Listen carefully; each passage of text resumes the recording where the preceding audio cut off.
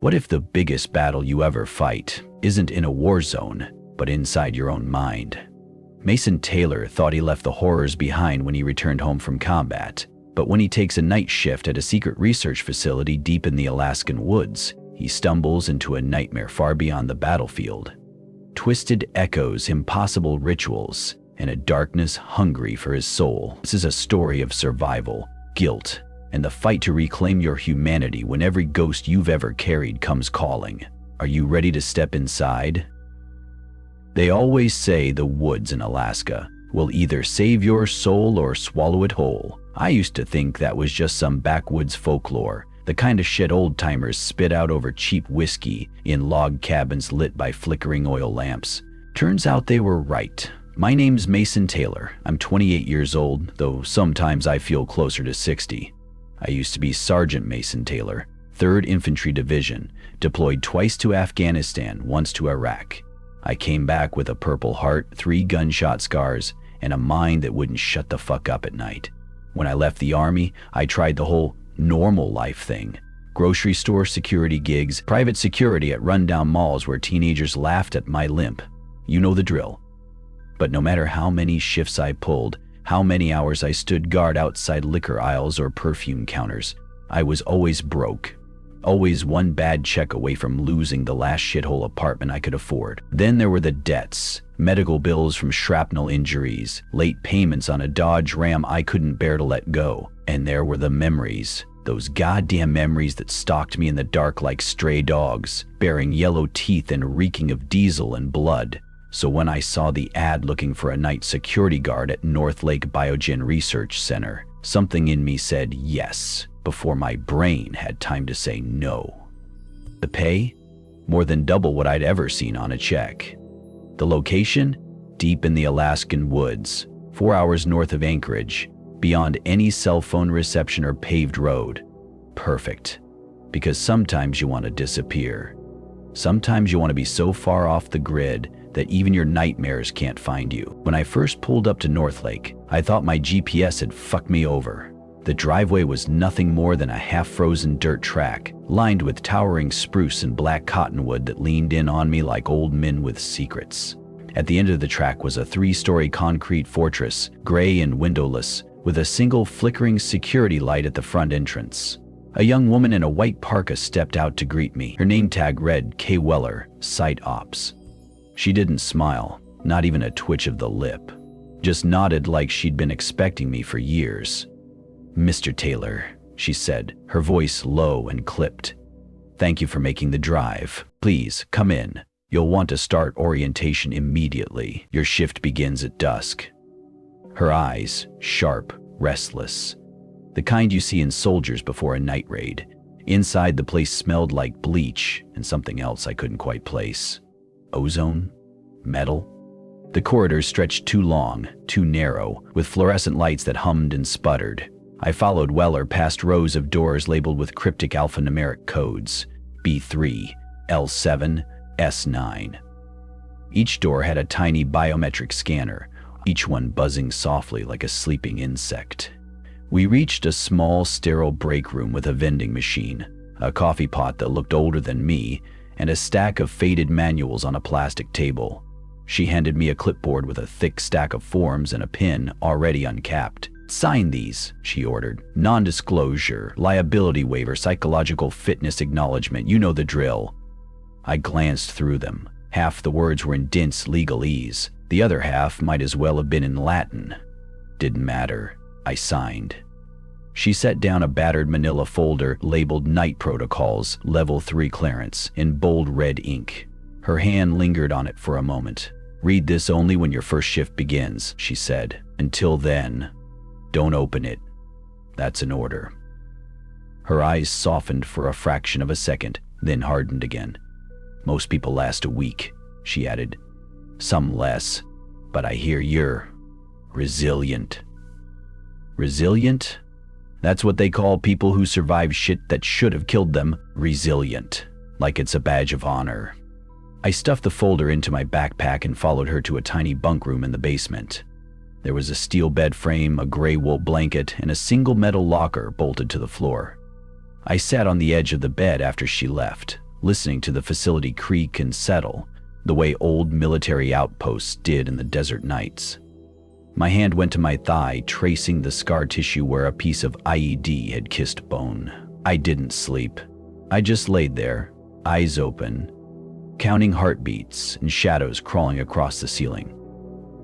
Dusk came slow, bleeding orange and purple through the thin line of trees outside. When my watch ticked 18 o'clock, I pulled on my security jacket, zipped it up to my chin, and took out the manila folder. I paused for a long moment, my fingers trembling slightly. Not fear, not yet, just that old animal's sense that something was wrong. Something old, deep, primal.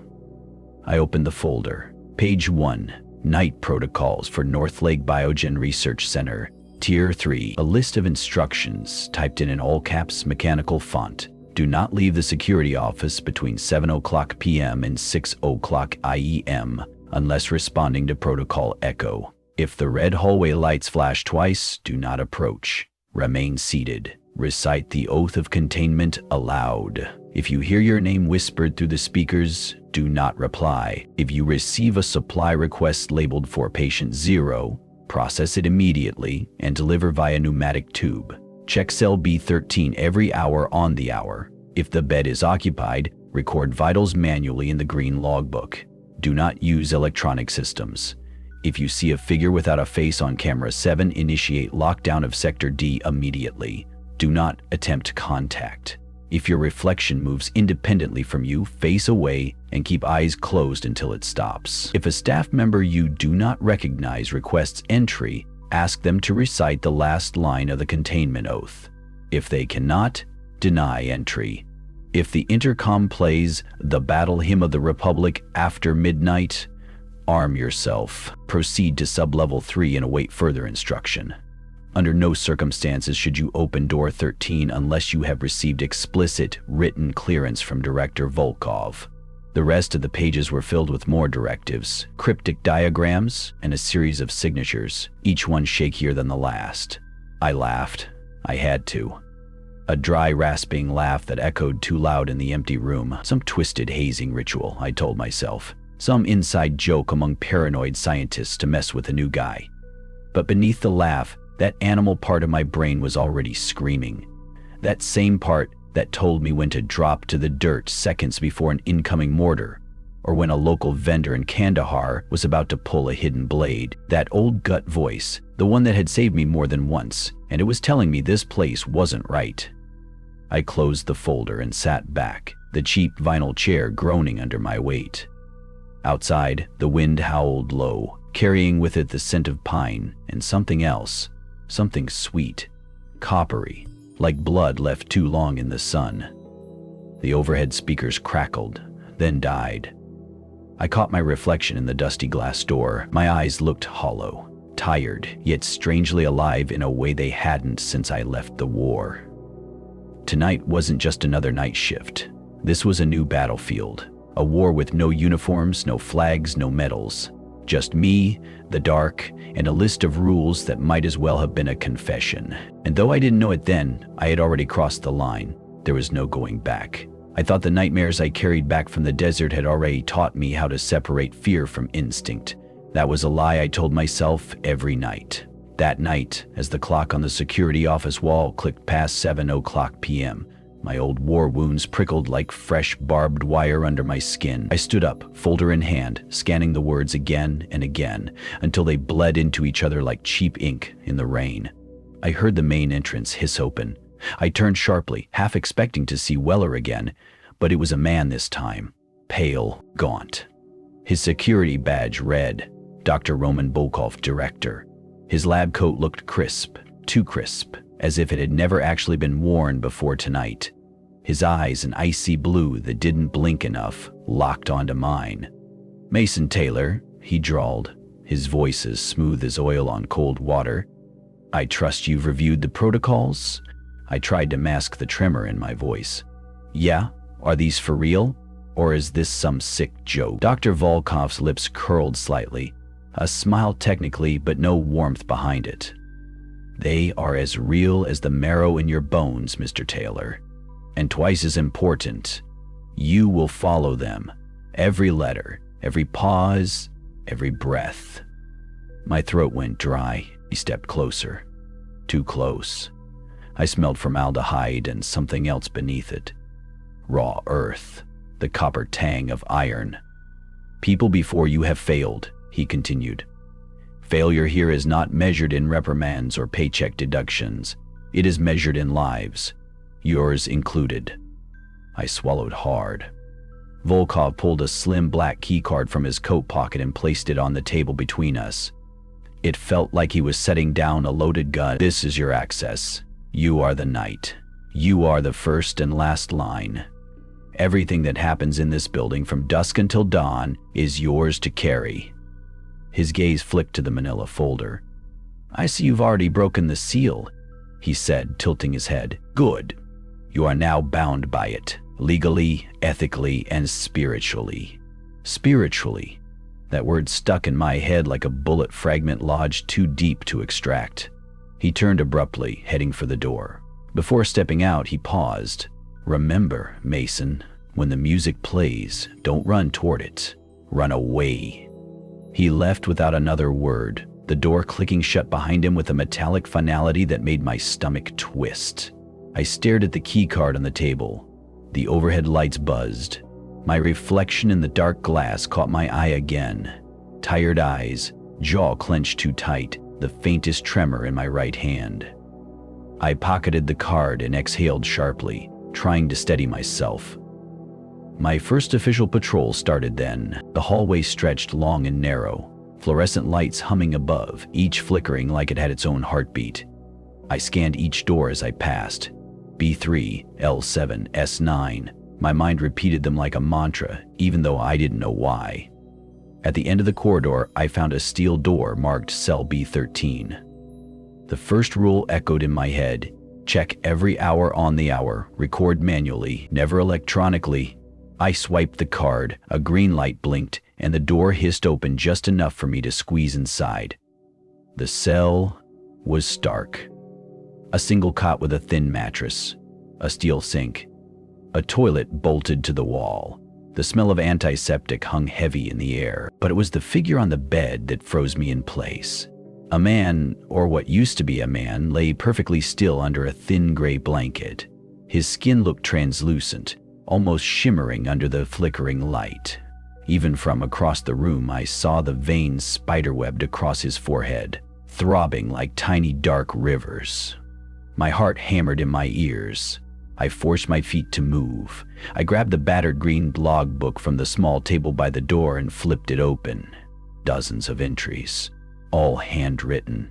Names I didn't recognize. Notes in rushed, shaky penmanship. Vitals steady. Patient 0, stable. Echo events, minimal. I set my flashlight on the table, hands shaking as I wrapped the blood pressure cuff around the man's arm. His skin felt like cold leather, almost damp. I glanced at his face, eyes closed, lips pale and thin as paper. I noted the readings in the logbook as quickly as I could. My handwriting looked alien, like someone else's hand was guiding mine. When I finished, I backed away, tearing my gaze from him. My breath sounded too loud, bouncing off the sterile walls like gunshots in a canyon. I stepped back into the hallway, letting the door slam shut behind me. The intercom above me crackled. I jumped, heart leaping into my throat. "Mr. Taylor," a voice hissed, fragmented and distant. "Welcome to the fold." Silence. I scanned the corridor, every muscle in my body tensed like a drawn bowstring. Then, from far down the hall, the first notes of music. A soft, crackling version of the battle hymn of the Republic began to play. The same song Volkov warned me about. I felt my knees go weak. I wanted to run toward it, to chase it down, confront whatever was hiding behind that tune. Instead, I remembered his words. Run away. I bolted, sprinting back toward the security office. My boots pounded against the linoleum, the song echoing behind me, twisting and warping like it was being sung underwater. I nearly collided with a steel cart parked haphazardly in the hallway. Vials and paperwork scattered across the floor. One vial rolled toward me, stopping inches from my foot. I picked it up. For patient 0 was written in sloppy black marker. The label on the vial was smudged, the liquid inside an opaque, shifting gray that seemed to ripple as I tilted it. My stomach twisted. Deliver via pneumatic tube, immediately, the protocol had said. I snatched the vial and ran.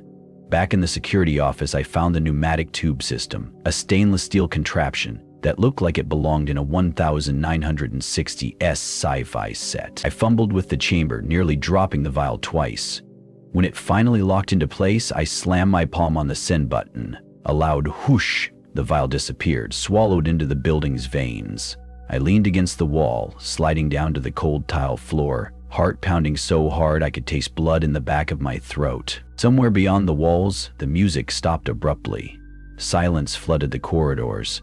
For a moment, I almost convinced myself it was over, that I'd passed some insane test, that maybe I'd wake up back in my rundown apartment, empty whiskey bottles on the floor, city lights leaking through cracked blinds.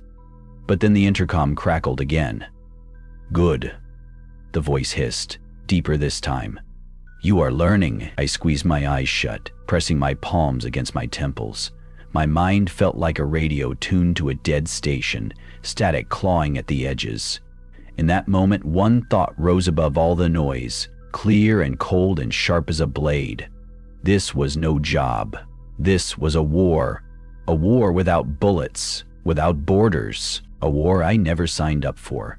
But somehow, I knew I was already enlisted, and dawn was still hours away. I always thought the worst part of war was the waiting, that suffocating stretch of silence right before the world goes to hell. Turns out, I was wrong. The worst part is when the rules stop making sense. I sat on the cold tile floor of the security office for what felt like hours, my back against the wall, knees pulled tight to my chest. My pulse still thundered in my ears, and sweat dripped from my forehead in slow, stinging rivers. The building around me felt alive, like it was breathing.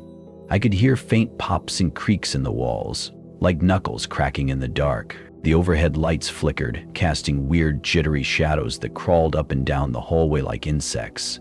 I forced myself to stand, each joint screaming in protest. My hands were shaking so bad I almost dropped the battered green logbook I'd brought back from cell B13. I placed it on the desk and flipped to the most recent pages. My own entry, vital steady, BP normal, no deviation. Beneath it, scrawled in a hurried, almost frantic script, was a note I hadn't seen before. "He is always listening. If you hear him humming, do not hum along." A shiver clawed down my spine, sharp as shrapnel. I slammed the logbook shut and scanned the office for anything to ground me. Coffee maker in the corner, stained and cracked. A security monitor that showed nothing but static on most feeds, and a few empty hallways on others. I forced a slow breath. "Breathe, Mason. One problem at a time." The intercom hissed again. "Check cell B13 now." I flinched, eyes darting to the clock on the wall. 8:00 p.m. sharp. Right on schedule. Gripping my flashlight like a weapon, I forced myself back down the long hallway, the same hallway that seemed to stretch a few feet longer each time I walked it. At cell B13, I paused. My hand hovered over the card reader. I could feel something on the other side of the door. A presence so heavy it bent the air around me, like standing too close to a running generator. I swiped the card. The lock clicked, and the door swung open with a reluctant groan.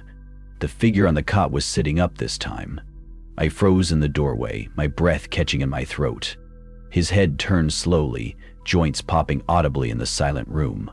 When his face met mine, I felt my stomach lurch.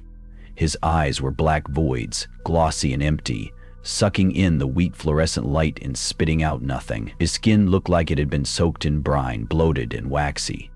His mouth moved, but no sound came out, just a rhythmic twitch, as if he was repeating a silent chant. I stepped in cautiously, every muscle in my body screaming to run. "Easy, easy," I whispered to no one. I wrapped the blood pressure cuff around his arm again, though my hands trembled so hard I nearly dropped it twice. I stole a glance at his face. He tilted his head, slow and deliberate. Then he started to hum, a low, tuneless sound that vibrated against my bones. My skin crawled. The note from the logbook flashed in my mind. If you hear him humming, do not hum along. The urge to echo the sound clawed at my throat like a stray dog scratching at a locked door. I gritted my teeth, biting down until I tasted blood. "Focus, Mason," I growled.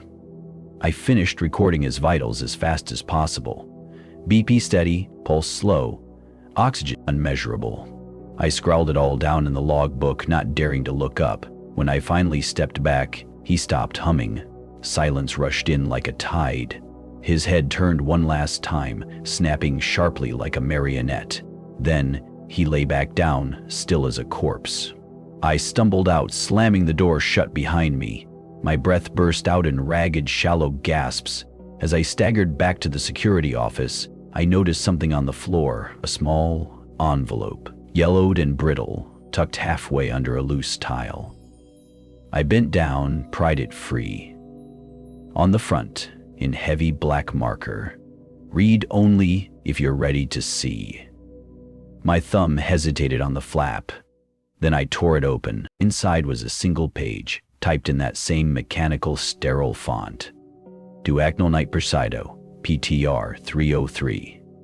If the facility phones ring exactly 3 times and stop, do not answer. If they ring more than 3 times, answer and say, "North Lake Research, containment is our creed." Then hang up immediately. Do not enter the sub-basement storage after midnight, no matter who instructs you. At 2:17 a.m., look away from all reflective surfaces. Failure will result in echo shadow contamination. At dawn, do not watch the sunrise through facility windows. Leave immediately or remain until the next dusk. I felt my hands go numb. The letters blurred in front of me as the blood pounded in my temples. What the fuck was this place? A sudden click echoed behind me. I spun around, flashlight beam cutting through the darkness. The far end of the hallway, the door to Sector D, was cracked open. A sliver of light spilled out, shifting, moving like it was alive. I stepped forward cautiously, each footfall heavy and hesitant. As I approached, the light shifted again, now pulsing like a heartbeat. My radio crackled violently at my hip. "Mason, do not enter, not yet." The voice was distorted, like it was coming from underwater. I froze mid-step. Then, a low, wet whisper floated out from the cracked door. "Mason." My heart stopped. I recognized that voice. Sergeant Jameson, my old squad leader. The man who died in a roadside bombing 6 years ago, half a world away. "Mason, you left me." The voice clawed at my chest, guilt ripping open old scars. My hand twitched toward the door. No. My other hand snapped forward, slamming the door shut so hard the echo rattled my bones. I fell back against the opposite wall, sliding to the floor. My radio crackled again. "Good," the voice whispered. "You chose correctly." I wanted to scream, to rip the radio off and hurl it into the nearest wall, to sprint out into the night, out to the snow, out anywhere but here. But I didn't. Instead, I curled my fingers into fists, so tight I felt my nails cut my palms. I forced my breath to slow, forced my mind to settle. This was a new war zone. The enemy didn't wear uniforms or carry rifles. The enemy didn't plant IEDs or shout in foreign tongues. Here, the enemy was silence. The rules, the twisted reflections of old ghosts. I had been trained to follow orders, to adapt, to survive. I just never imagined the orders would include, don't hum, don't look, don't trust the dead. The clock on the wall ticked toward 9:00 p.m. Another hour gone. I stood, legs trembling, and grabbed the green logbook again. Time for the next check on cell B13. Time to march back into the lion's den. Because no matter how many wars I thought I'd fought, this one was only just beginning. By 9:00 p.m., I felt like my soul had been sandpapered raw. I had been trained to face enemy fire, to clear rooms under screaming alarms, to patch my brothers up while the world burned around us. But nothing had prepared me for this. The rules felt less like guidelines and more like confessions scratched into the walls of a prison cell. Each new line I read was a nail driven into the coffin of my old reality. I stood in front of cell B13 again, my hand trembling over the reader. In the stale glow of the hallway lights, my breath looked like smoke, though the air wasn't cold. I could almost feel a presence behind that door, pressing against it from the inside, like a handprint forming under thin ice. I forced myself to swipe the keycard. The door hissed open. Tonight, the figure on the bed wasn't lying down. He was standing in the corner, facing the wall like a punished child. His shoulders twitched with tiny insect-like spasms. I swallowed a scream that clawed its way up my throat. "Mason!" I whispered to myself. "Get it together." I stepped inside, closing the door behind me. My flashlight beam crawled across his back, highlighting the waxy skin, the protruding spine, the clusters of small, puckered scars that looked like old surgical incisions. I forced myself forward, one slow step at a time. He didn't turn around. He just kept twitching, his head tilted slightly as if listening to a song only he could hear. I reached for the blood pressure cuff, but the second my hand brushed the metal sink, he shuddered violently. Then, in one horrifying, bone-snapping motion, he twisted his head 180 degrees to face me. His eyes were gone. Empty sockets stared back, black as a collapsed star. A crooked smile spread across his lips, too wide, splitting the corners like cracked leather. My knees buckled. "Vitals, vitals," I stammered, fumbling the cuff. A low gurgling sound spilled from his throat. Words tried to form, but they slurred together into a wet, bubbling groan. I realized he was trying to speak, but his mouth wasn't built for it anymore. He shuffled forward, his legs dragging like sacks of wet sand. My mind screamed, "Run!" I'd shoot, but I had no gun, no exit strategy, no backup. Instead, I kept repeating the numbers in my head like a prayer. Systolic, diastolic, pulse, O2. I finished recording, my pen scratching across the green logbook like a blade across bone. He stopped moving. Then, as abruptly as he'd started, he shuffled backward and collapsed onto the cot, resuming his silent vigil. I tore out of the room, slamming the door behind me so hard the entire corridor rattled. I stumbled back into the security office and slammed my fist against the metal desk. The pain snapped me into focus. Fuck. I spat, blood dribbling from a cut on my knuckle.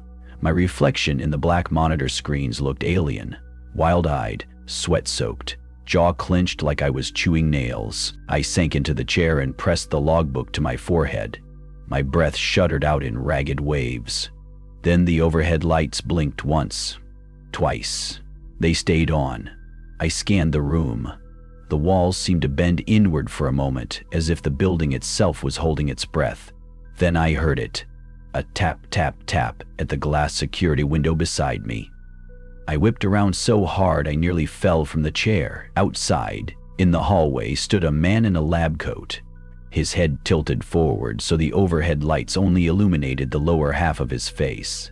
His ID bag swung slowly back and forth like a pendulum.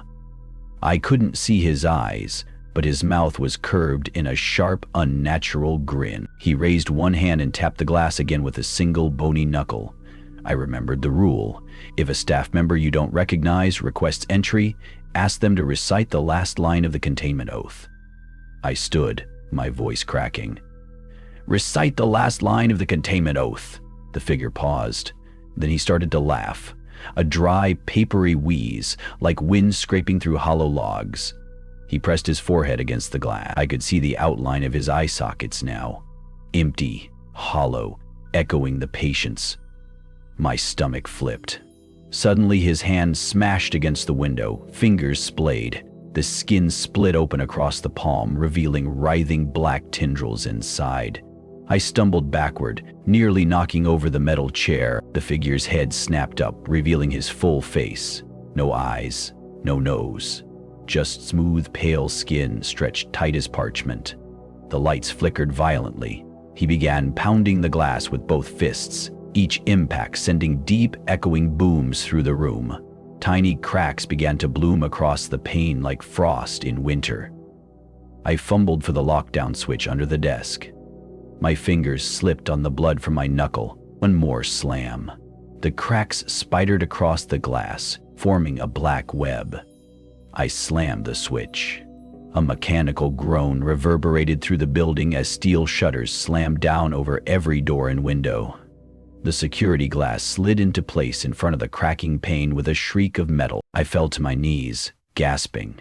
Silence fell, sudden and total, as if someone had sucked all the air out of the room. I crawled back to the chair and pulled myself up. My hands shook so hard I could barely grip the edge of the desk. The security feed screens flickered back to life. Hallways. Empty. Corridors. Still. The figure was gone. The intercom clicked. "Mason." The voice rasped. Not Volkov's voice. Something older. Hungrier. "The first test is passed. The door remains closed." My spine stiffened. My heart felt like a brick of ice lodged in my chest. I reached for the logbook, hands steadying just enough to write one note in the margin. Do not trust reflections. Do not trust voices. Only trust the rules. I slumped forward, forehead pressing into the cold metal of the desk. Somewhere far above me, I heard the distant rumble of the wind clawing at the walls of the facility. The world outside felt a million miles away. I was alone, truly, terrifyingly alone. I don't know how long I stayed like that. At some point, the radio crackled softly. "Mason, status update." I didn't recognize the voice. I ignored it. It crackled again. "Status update." Then silence. I stared at the radio for a long time, waiting for it to come alive again. My own reflection glared back at me from the metal casing. My own face, but somehow off. I turned away sharply. Outside, the lights in the hallway flickered once more, this time bathing the walls in a sickly yellow glow. The night wasn't over. I pushed myself up from the chair, spine creaking. My hand closed around the keycard like a lifeline. There were more rules to follow, more ghosts to face, more tests waiting in the dark. And somewhere deep inside the facility, something was waiting. The clock struck 10:00 p.m. and I finally forced myself to move again. My legs felt like they belonged to someone else, trembling under me as I stood. I grabbed the green logbook, hugging it to my chest like a Bible in a foxhole. The hallway beyond the office seemed longer than before, the overhead lights stuttering like a dying pulse. Each step echoed, bouncing off the concrete walls in a way that made me feel like I wasn't alone. I could still hear my own heartbeat. Loud, relentless. I passed cell B13, that silent, heavy presence lurking just behind the steel door. My fingers itched to open it again, to check if he was still sitting in the corner, head turned the wrong way. But not tonight. Tonight I had a new mission. Level 9. I took the stairwell down, my flashlight beam dancing ahead of me, slicing through the shadows that seemed to cling to the steps. The deeper I went, the colder it got. By level 5, I could see my breath hanging in the air. By level 7, my fingers went numb, gripping the steel railing. By level 9, I felt like I was descending into the marrow of the earth itself. At the bottom, a single reinforced steel door waited, labeled Research Sector L9, authorized personnel only, in peeling red letters. The air tasted metallic. I swiped the black keycard. A green light flickered on the panel. The door shuddered, then creaked open with a slow, reluctant groan, like a creature waking from a long sleep. Inside, the hallway stretched ahead in a perfect line, too perfect. The walls were smooth, white, and glistening under the flickering fluorescent lights. I took a step in. The sound of my boot echoed back strangely, slower than it should have, as if bouncing off something soft, something living. I scanned the corridor. No doors, no branching paths, just a single hallway leading to a darkened chamber at the far end. I forced my feet forward, one after another. The green logbook weighed heavy in my hand, and every so often, I flipped it open to see my last entry, just to remember who I was, just to anchor myself. Halfway down, I heard it, a whisper. Faint at first, like leaves brushing across concrete, then clearer. Mason? My spine snapped straight. Mason, come home. The voice wasn't Volkov's. It wasn't the rasping ancient voice from the intercom. It was my mother's. I hadn't heard her voice in 6 years. Not since she died alone in a hospital room, while I fought in another country, in another war I barely understood. I stopped, my mouth suddenly dry as sand. The whisper came again. Mason, you left me. You left us. My flashlight flickered, the beam sputtering and dying for a second before returning in a weak, jaundiced glow. My mother's voice wept now, dissolving into that same wet, bubbling gurgle I heard from the patient in cell B13. I pressed my free hand against the wall, trying to steady my breath. This isn't real, I hissed. It's the place. It's the fucking place. But deep down, another voice inside me whispered, it doesn't matter. It's still you. It's still your guilt. I forced myself forward, every step a betrayal to my own instincts. The whispers continued, now joined by another voice, a deeper, broken tone. Sergeant, you promised you'd bring me home. I knew that voice too, Corporal Reyes. The kid from my squad who didn't make it out of the blast radius. The kid I swore to his mother I would protect. My throat tightened so hard I thought I'd choke on air. I stumbled forward, tears stinging my eyes. The chamber at the end of the hall loomed closer now. A heavy steel door marked Containment Lab Theta, smeared with dark, dried smudges I tried not to look at too closely. On the wall beside it, an old mechanical panel with a big red lever, half rusted, labeled Emergency Override. I approached it slowly. The logbook clutched so tight my fingers went white. A small metal hatch below the lever caught my eye. Inside, a faded note.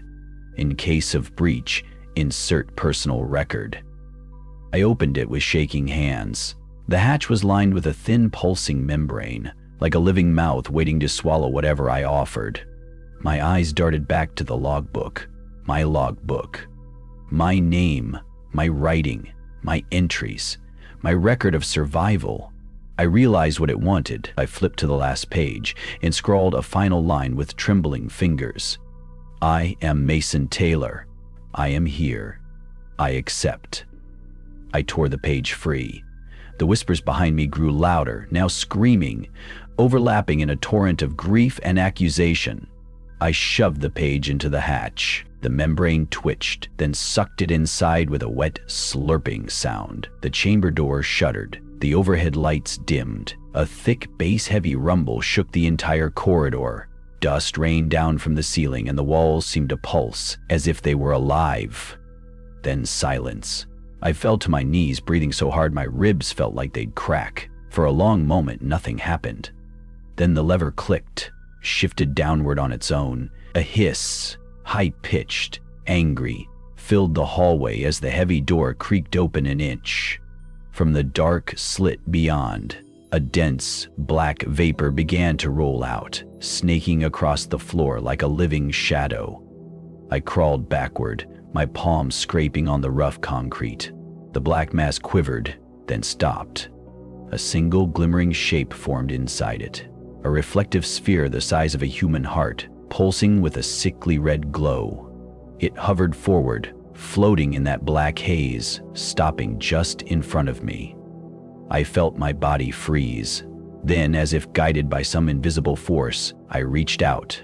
My fingers brushed the sphere's surface. It was cold.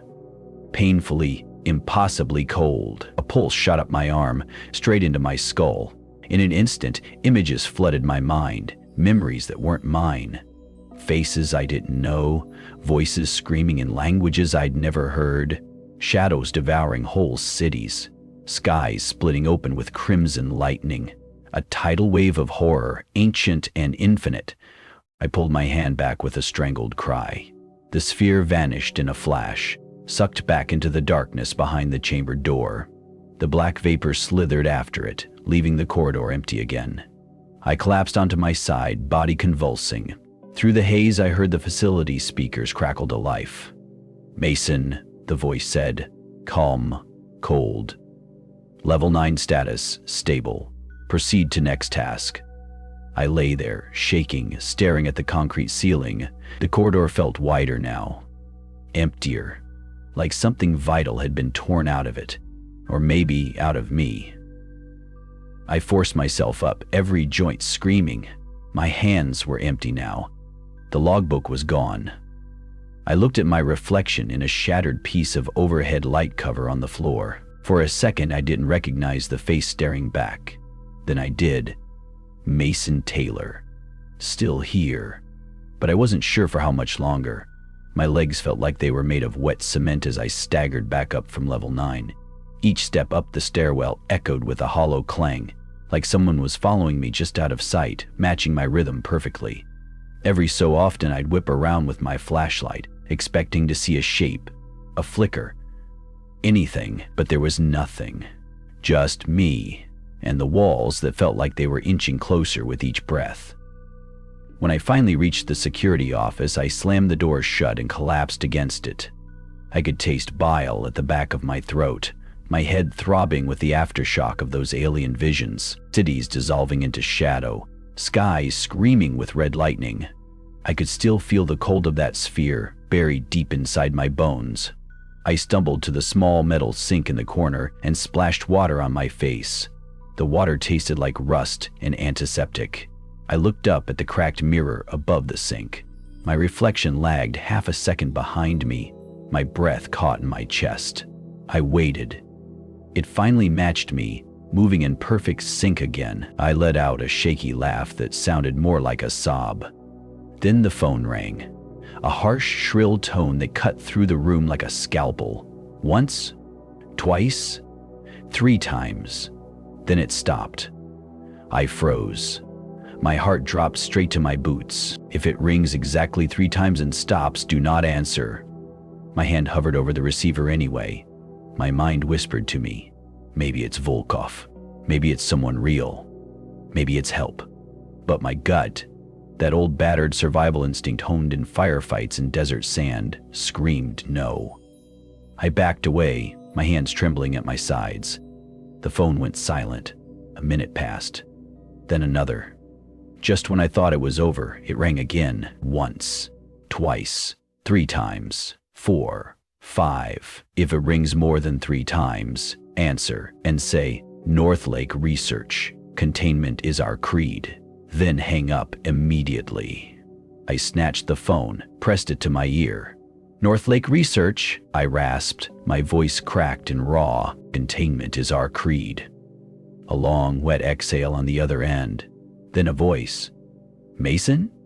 I felt my knees lock. My fingers dug into the plastic receiver until it creaked. Mason? It's so dark here.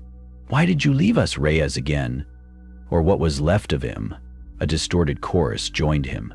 Voices from every corner of my past, echoing down some impossible hallway between life and whatever came after. You promised us. Mason, you promised. Bring us home. I slammed the phone back into the cradle so hard the plastic cracked.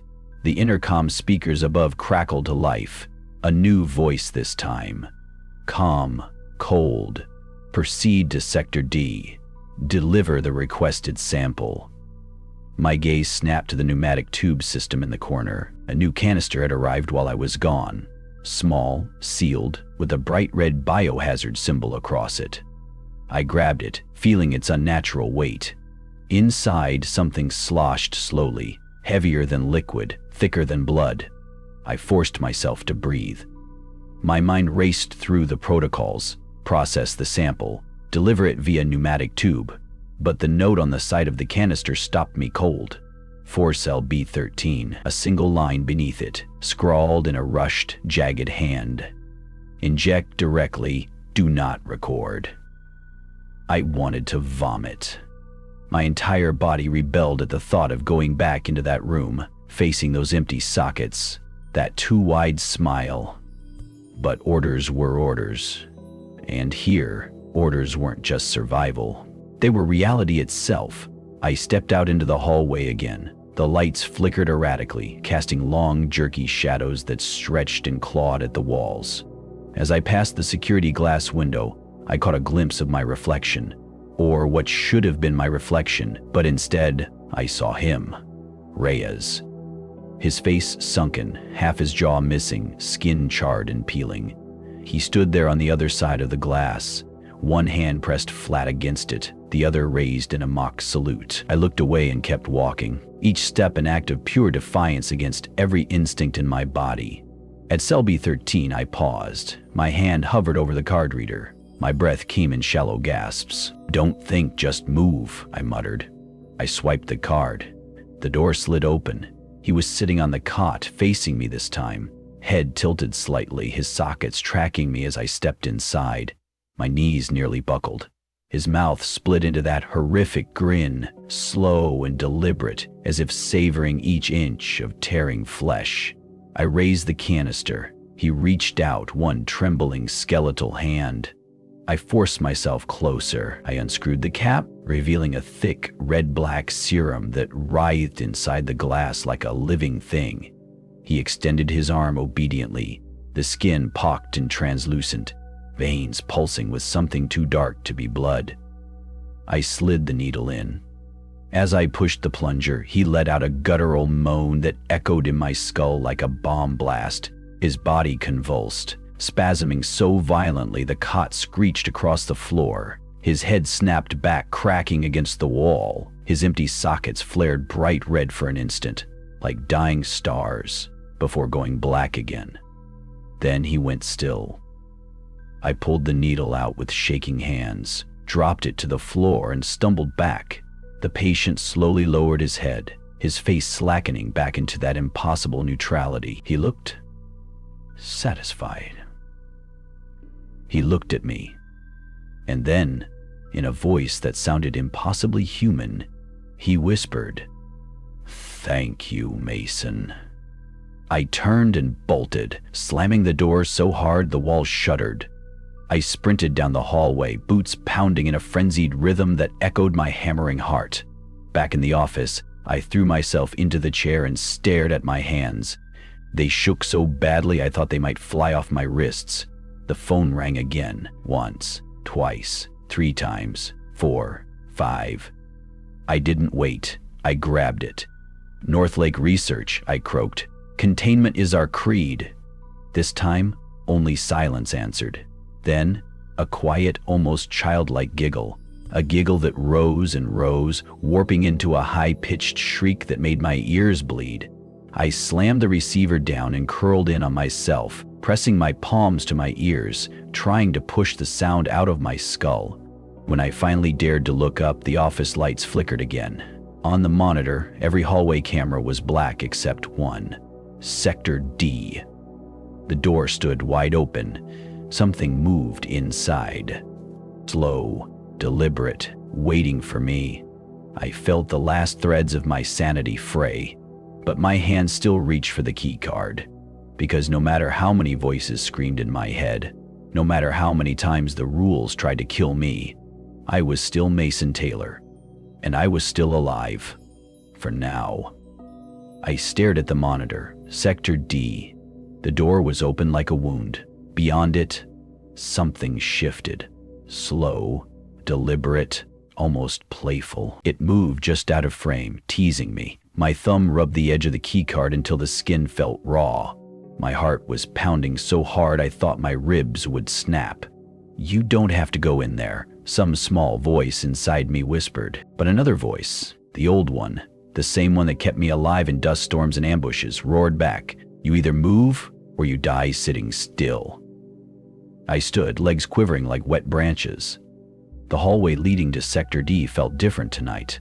The lights flickered as if wincing from something crawling just out of sight. Each step echoed like a hammer striking my skull. I passed a line of reflective emergency panels on the wall, each one, my reflection twisted just slightly off, a millisecond behind, sometimes smiling when I wasn't. I kept my gaze straight ahead. The closer I got to Sector D, the thicker the air became, like wading through tar. Every breath carried a coppery sweetness that stuck to my tongue and made my teeth ache. The door loomed before me. I hesitated at the threshold. A single overhead light inside flickered, throwing nervous shadows that danced and skittered across the floor like roaches. Then I saw it. A shape. It was crouched in the far corner, limbs long and uneven, jointed in all the wrong places. Its skin shimmered, almost translucent, threaded with dark, twitching veins. When I stepped inside, it slowly rose to its full height, threaded with dark, twitching veins. When I stepped inside, it slowly rose to its full height, threaded with dark, twitching veins. When I stepped inside, it slowly rose to its full height, threaded with dark, twitching veins. When I stepped inside, it slowly rose to its full height, scraping its along the wall. Each digit was impossibly thin, ending in nail-like points that clicked lightly against the metal surface. I forced my boots forward. My breath was a ragged saw in my throat. "Protocol," I muttered to myself, voice shaking. "Check the sector. Identify breach. Follow containment." The creature tilted its head, listening. Then it laughed, a low, echoing chuckle that burrowed into my bones. It sounded human, almost, like someone mimicking laughter they didn't quite understand. I took another step. Its face, if you could call it that, rippled as if submerged in water. Slowly, features emerged. A nose, eyes, and a mouth. My mouth, my eyes, my face. I felt my guts drop into my boots. The creature's copy of my face contorted into a grin too wide for any human skull. Its teeth, jagged and crystalline, shimmered under the stuttering light. Then it spoke, in a perfect copy of my voice. "Containment is our creed," it whispered, each word slicing into me like barbed wire. I staggered back, hands clawing for something to hold on to. It took a step forward, mirroring my movements exactly, right down to the twitch of my fingers. "Stay back," I warned, my voice strangled and weak. It kept coming. Its head twitched sideways, bones cracking, and it repeated, "Stay back," in a distorted echo. My mind flashed back to the rules. If your reflection moves independently, look away, close your eyes. I squeezed my eyes shut. Silence. My body trembled, every nerve screaming to run. I felt a presence drift closer, so close I could feel its breath, or what passed for breath, on my face. It smelled like rot and electricity, a wet ozone tang that clawed at my sinuses. I wanted to scream, but I didn't. I held my breath, clenched my fists until my nails cut into my palms. Then it spoke again, right against my ear. "Good soldier, always following orders." A single cold finger dragged across my cheek, leaving a burning trail in its wake. Then it moved past me, the air around it warping as it slipped into the hall beyond. I collapsed to my knees, gasping, my body convulsed with each ragged inhale, as if my lungs were rejecting the air itself. I forced my eyes open. The room was empty again, but I knew better. That thing, that echo, wasn't gone. It was loose now, somewhere inside the facility, somewhere inside my mind. I crawled to the doorway and looked out into the hallway. The emergency lights glowed an angry red now, pulsating like an infected wound. The whole building seemed to creak and groan as if protesting the presence of whatever I'd just let loose. I dragged myself upright using the door frame and stumbled forward. As I limped past cell B13, I heard a soft giggle from inside. I froze. Then, slowly, I heard words, "Containment, is our creed. I pressed my forehead to the cold steel, sweat dripping down my nose. The words repeated, now layered with dozens of voices overlapping like a broken choir. I pushed away and stumbled toward the security office. When I got there, the monitors were black. Every single feed, except one. My office feed. I stared at the screen. In the chair where I'd been sitting earlier, there was a figure. My figure, head down, hands clasped, waiting. Suddenly it looked up, right at me. Its eyes gleamed, two empty pits reflecting the faint red glow of the hallway lights. Then it smiled.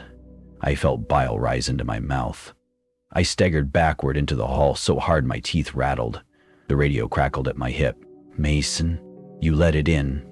The voice was unfamiliar, feminine, cold, and metallic. "Mason, protocol failure. Secondary breach imminent. Initiate sequence 23C. Find the red door." I looked down at the radio, knuckles white. "Who are you?" I croaked. The voice didn't answer, just a long, rattling exhale, then silence. I knew what I had to do. The red door. The one I'd only ever heard about in whispered instructions. The one even Volkov had avoided mentioning directly. Somewhere inside me, a fragment of my old self, the soldier, the fighter, snapped back into focus. I shoved the radio into my pocket, wiped the sweat from my forehead, and picked up the emergency flashlight. As I started down the hallway, I passed a cracked mirror leaning against the wall. I forced myself to look, just for a second. My reflection stood perfectly still, but its eyes moved first, glancing left, then right, before finally settling back on me.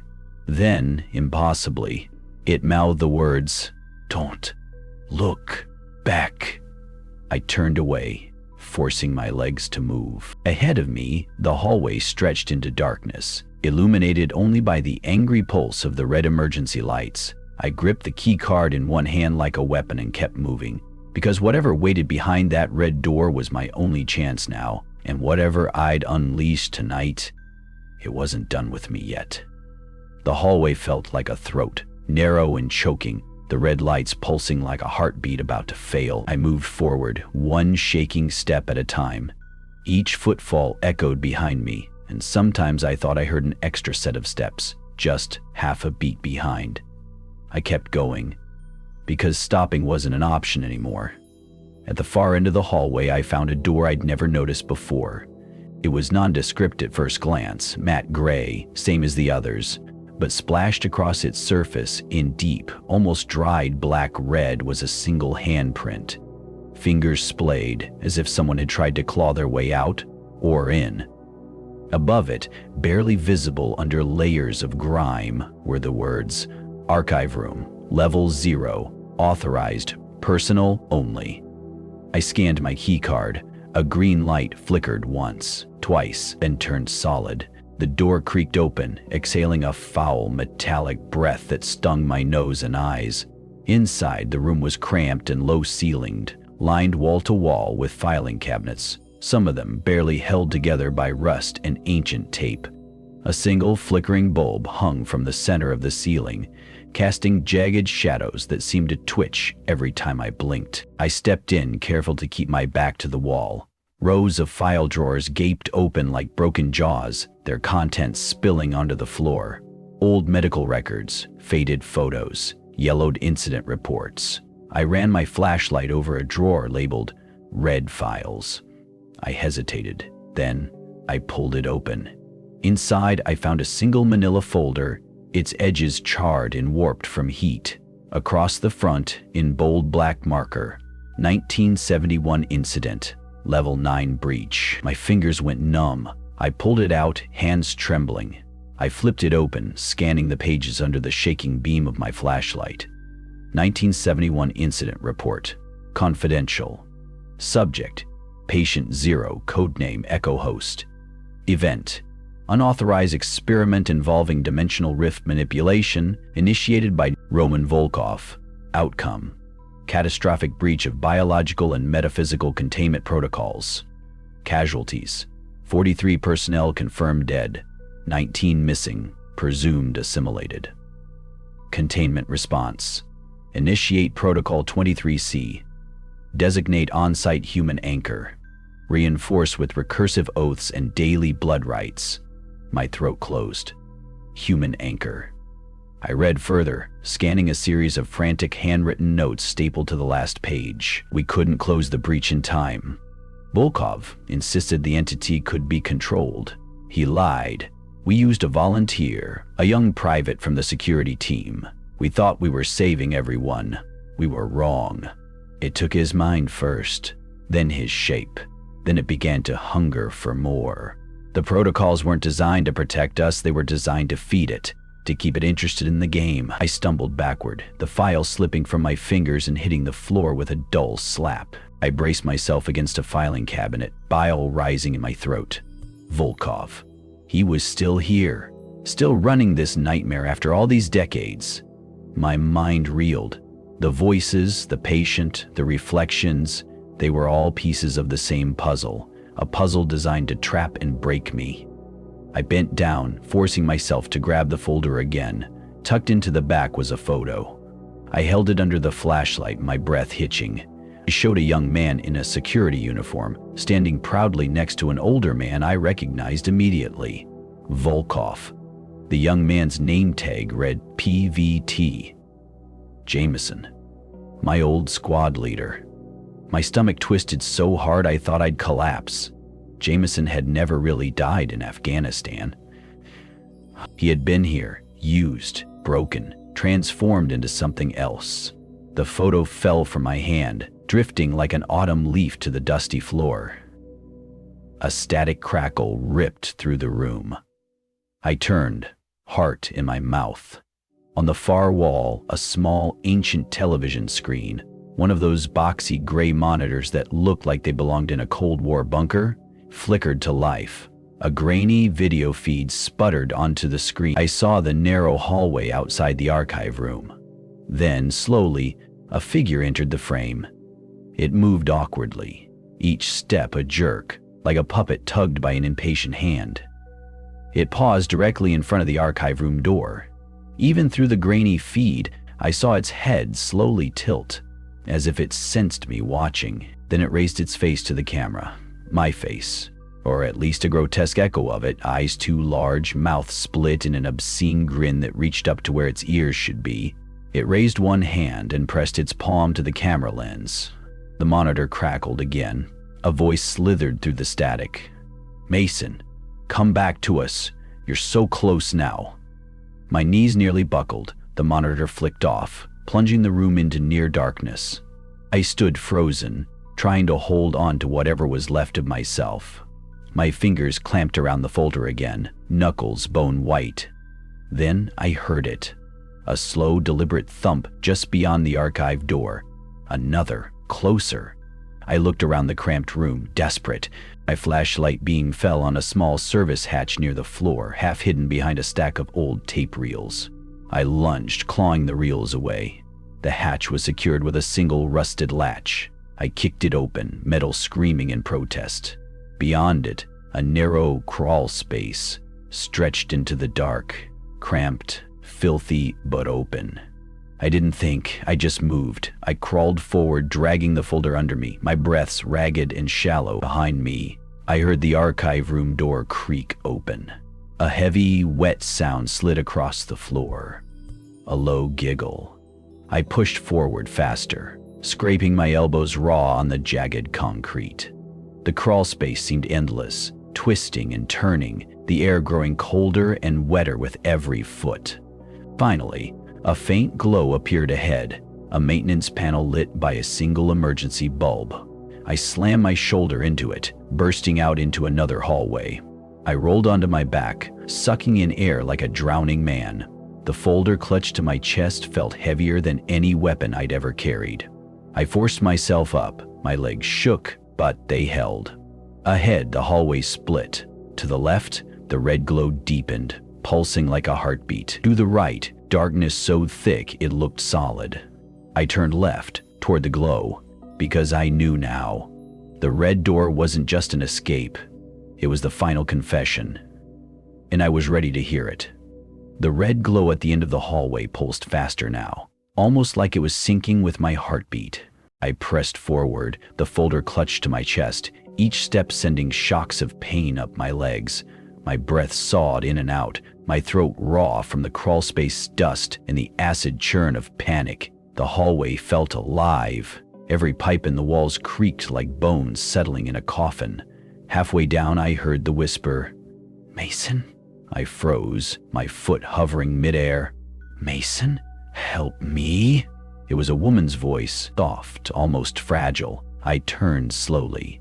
At the far end of a side corridor stood a figure in a lab coat, barely illuminated by a flickering overhead light. She looked out of place, small, thin, her posture slightly hunched, as if carrying a burden too heavy to bear. Her face was turned away, her hair a dark curtain hiding her expression. A badge hung from her coat pocket, catching the weak light. I squinted. "Dr. K. Weller?" I felt my pulse jump into my throat. Weller. The woman who had handed me the protocols on my first night. But something was wrong. The badge swung too perfectly, like it was being pulled by an invisible string. She turned toward me slowly, mechanically. I felt my stomach lurch. Her face was wrong, stretched too long, her eyes wide and black, her mouth an endless O that kept opening wider and wider, as if she was trying to scream but had forgotten how. "Mason. Help me," she repeated, but the words didn't match the movement of her mouth. It was like watching a video with the audio out of sync, an awful, reality-making lag. My mind went blank, old training shoving me into pure instinct. I reached for the folder, pressing it tight against my ribs like a shield. She stepped forward. With each step, her legs bent the wrong way, knees popping, ligaments stretching like rubber bands. "Mason, you promised," she moaned, her voice now layered with other voices underneath. Reyes, my mother, Jameson, all weaving in and out of her words like a chorus of drowning souls. My eyes darted to the hallway walls. A small sign glowed in the flickering red. "Vehicle shadow before helping." My head snapped down. Her feet. She had no shadow. A sharp jolt of cold ran through my entire body, as if I'd stepped into an ice bath.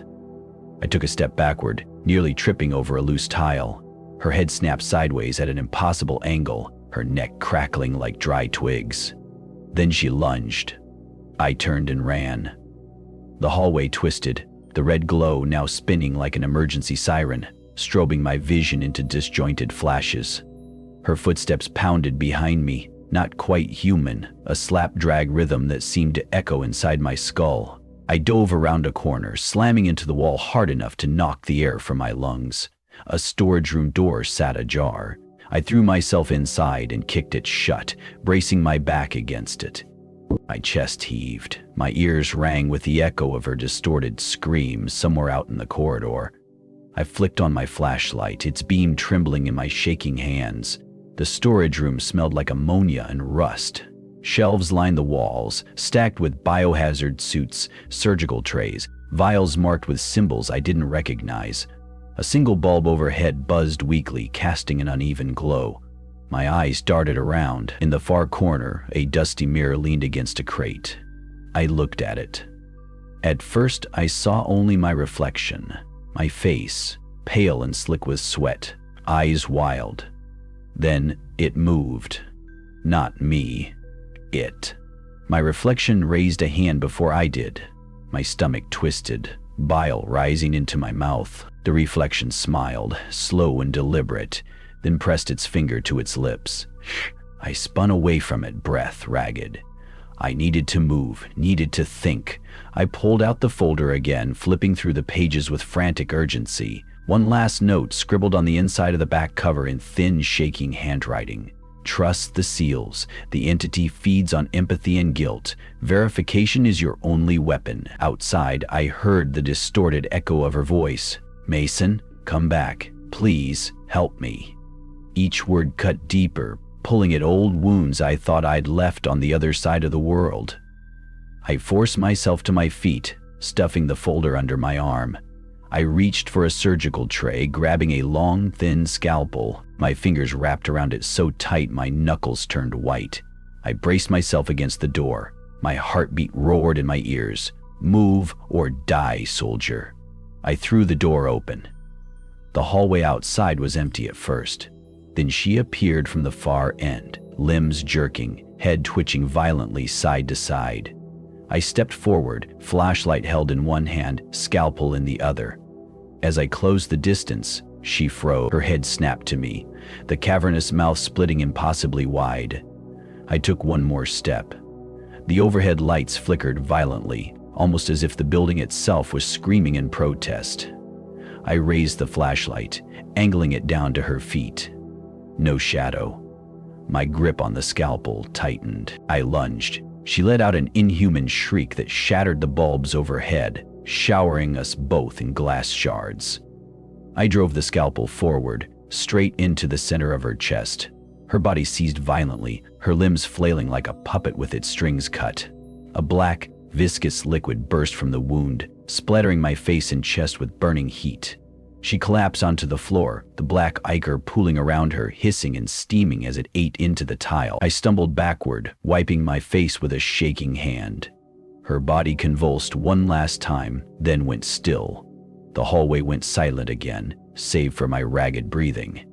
I dropped the scalpel, my fingers too numb to hold it anymore. I looked down at her twisted, broken form, then at my own shaking hands.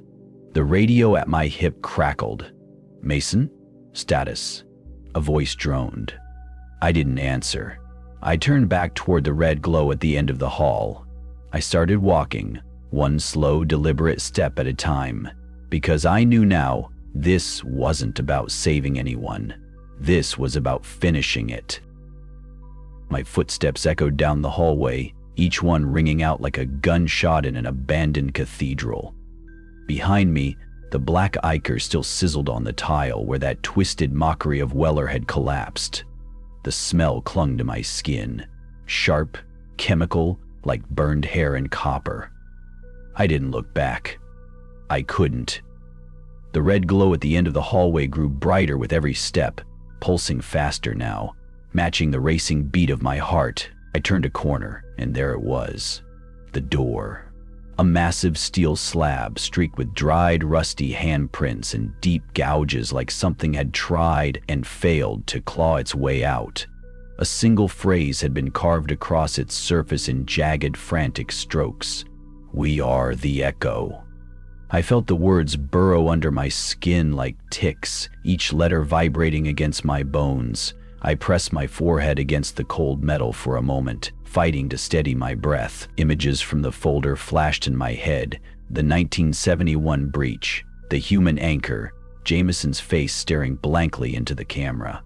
I thought about the voices calling to me, my mother's last phone call, Reyes's blood-soaked final look, Weller's broken puppet movements. They were all pieces of this same ritual, a grotesque puzzle meant to pull me apart, memory by memory. I pulled back and swiped the keycard. A harsh metallic click echoed through the hall. The door shuddered, then slowly began to slide open, revealing an impossibly dark corridor beyond. I took a single step inside. It felt like stepping into the mouth of a cave that had been waiting for centuries to be fed. As I moved deeper, the red glow faded behind me, swallowed by the thick, pulsing darkness. My flashlight flickered in my hand, the beam weak and sickly. I felt the air change, thicker, like breathing through wet gauze. The corridor curved downward, deeper and deeper, the walls narrowing until I had to turn my shoulders sideways to squeeze through. Somewhere ahead, a low hum vibrated through the concrete, rising and falling like a sleeping giant's breath. At the bottom of the slope, I found a small chamber. A single metal chair sat in the center, bolted to the floor. Chains snaked out from its arms and legs, coiled like dead vines. In front of it, a narrow surgical table covered in rust and old, black stains. Tools lay scattered across it, bone saws, scalpels, rib spreaders, each one glinting in the weak light like shark teeth. A faint movement caught my eye. In the corner of the chamber, an old security monitor flickered to life. On the screen, grainy footage showed me entering the hallway just moments ago, over and over in a sickening loop. Then, Slowly, the footage changed. It showed me sitting in the chair, strapped down, mouth open in a silent scream, eyes rolled back, veins crawling like worms across my skin. I staggered backward, slamming into the curved wall. A voice crackled from the speaker above the monitor. It wasn't Volkov. It was my own voice. Mason Taylor, volunteer anchor accepted. Final cycle initiation complete. My legs buckled. I dropped to my knees, gasping for air that tasted like blood and static. I forced my head up, hands trembling. The table, the tools, the chair. It all clicked together like a bad dream, finally revealing its true shape. This wasn't a containment protocol. It was a ritual, a slow, deliberate infiltration of my mind, my memories, my guilt, breaking me down until I had no choice but to step willingly into that chair and complete the cycle. The monitor shifted again. Now, it showed the surface level of the facility, empty hallways, cracked mirrors, dark shapes moving just beyond the camera's range. Then, a single figure appeared in the main lobby. Volkov. He stood perfectly still, hands clasped behind his back, head bowed. He looked up directly into the camera, into me. Then he smiled, that cold, thin-lipped smile I had seen when I first arrived. I felt something snap inside me. A raw, burning rage pushed out the fear. I pushed myself up, teeth grinding so hard I thought they might shatter.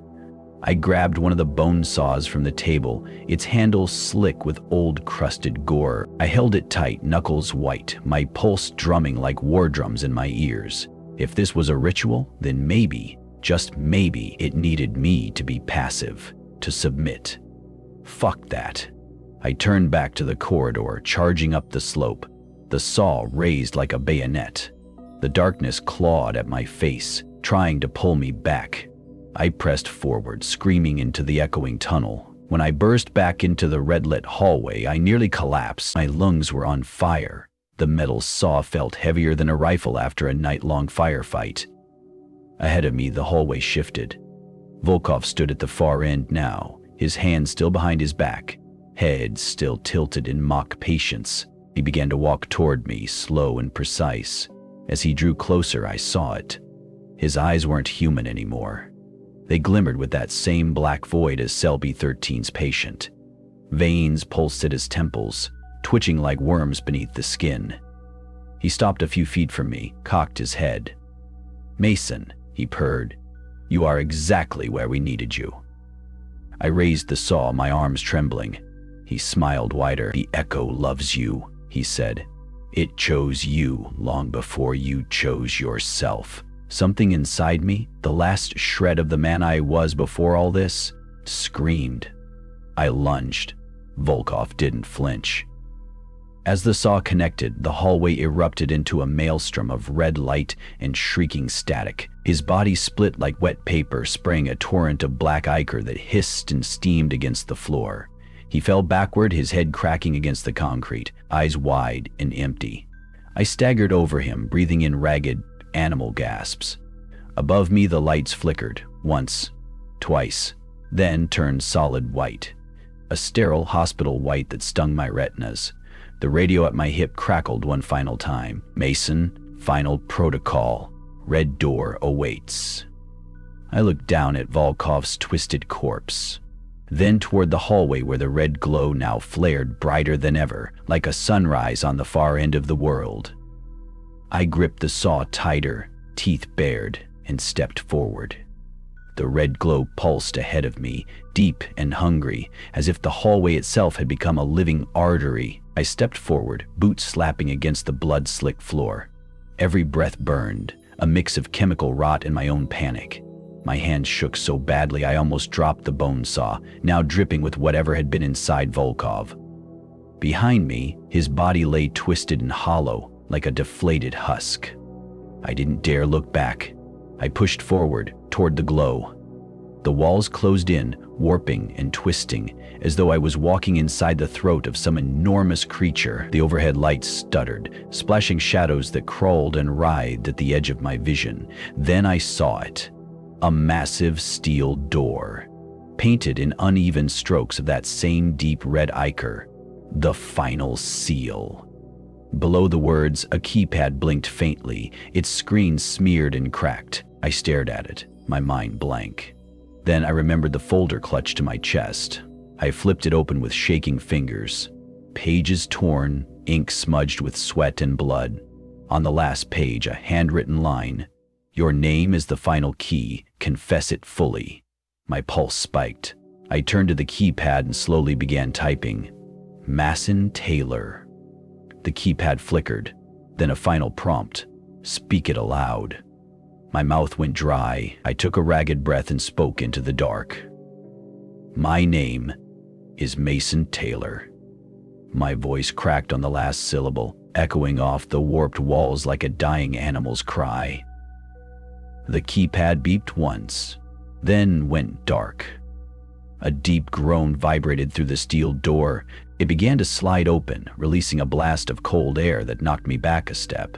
Inside, the room was impossibly large, a cavernous abyss lit only by a faint blue glow leaking from cracks in the floor. The ceiling disappeared into shadow, and the walls curved away into darkness, like the inside of a giant ribcage. In the center stood a single wooden chair, crude and splintered, with leather restraints dangling from its arms and legs. Beside it, a man stood waiting. He looked like he'd been standing there for decades. His uniform was old military issue, tattered, stained, barely clinging to his emaciated frame. Dog tags hung from his neck, glinting in the pale light. His face was drawn and hollow, cheeks sunken, eyes two dark pits that seemed to swallow the faint glow around them. There was something familiar about him, a deep, gnawing recognition that clawed at my mind. Then it hit me. Jameson. My old squad leader. He watched me silently, head cocked slightly to the side, as if trying to remember how to tilt it like a human. Mason? He finally rasped, his voice like dry leaves scraping pavement. They sent you too. I staggered forward, bone saw slipping from my hand and clattering to the floor. Jameson, how? I stammered, my voice breaking. He lifted a trembling hand, palm out, silencing me.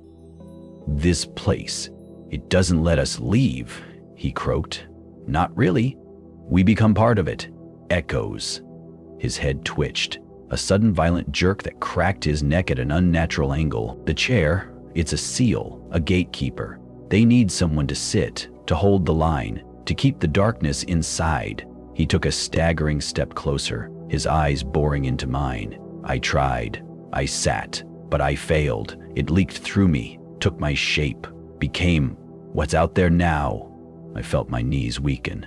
But they kept feeding it, he continued, voice rising, frantic now. New faces, new guilt, new sacrifices.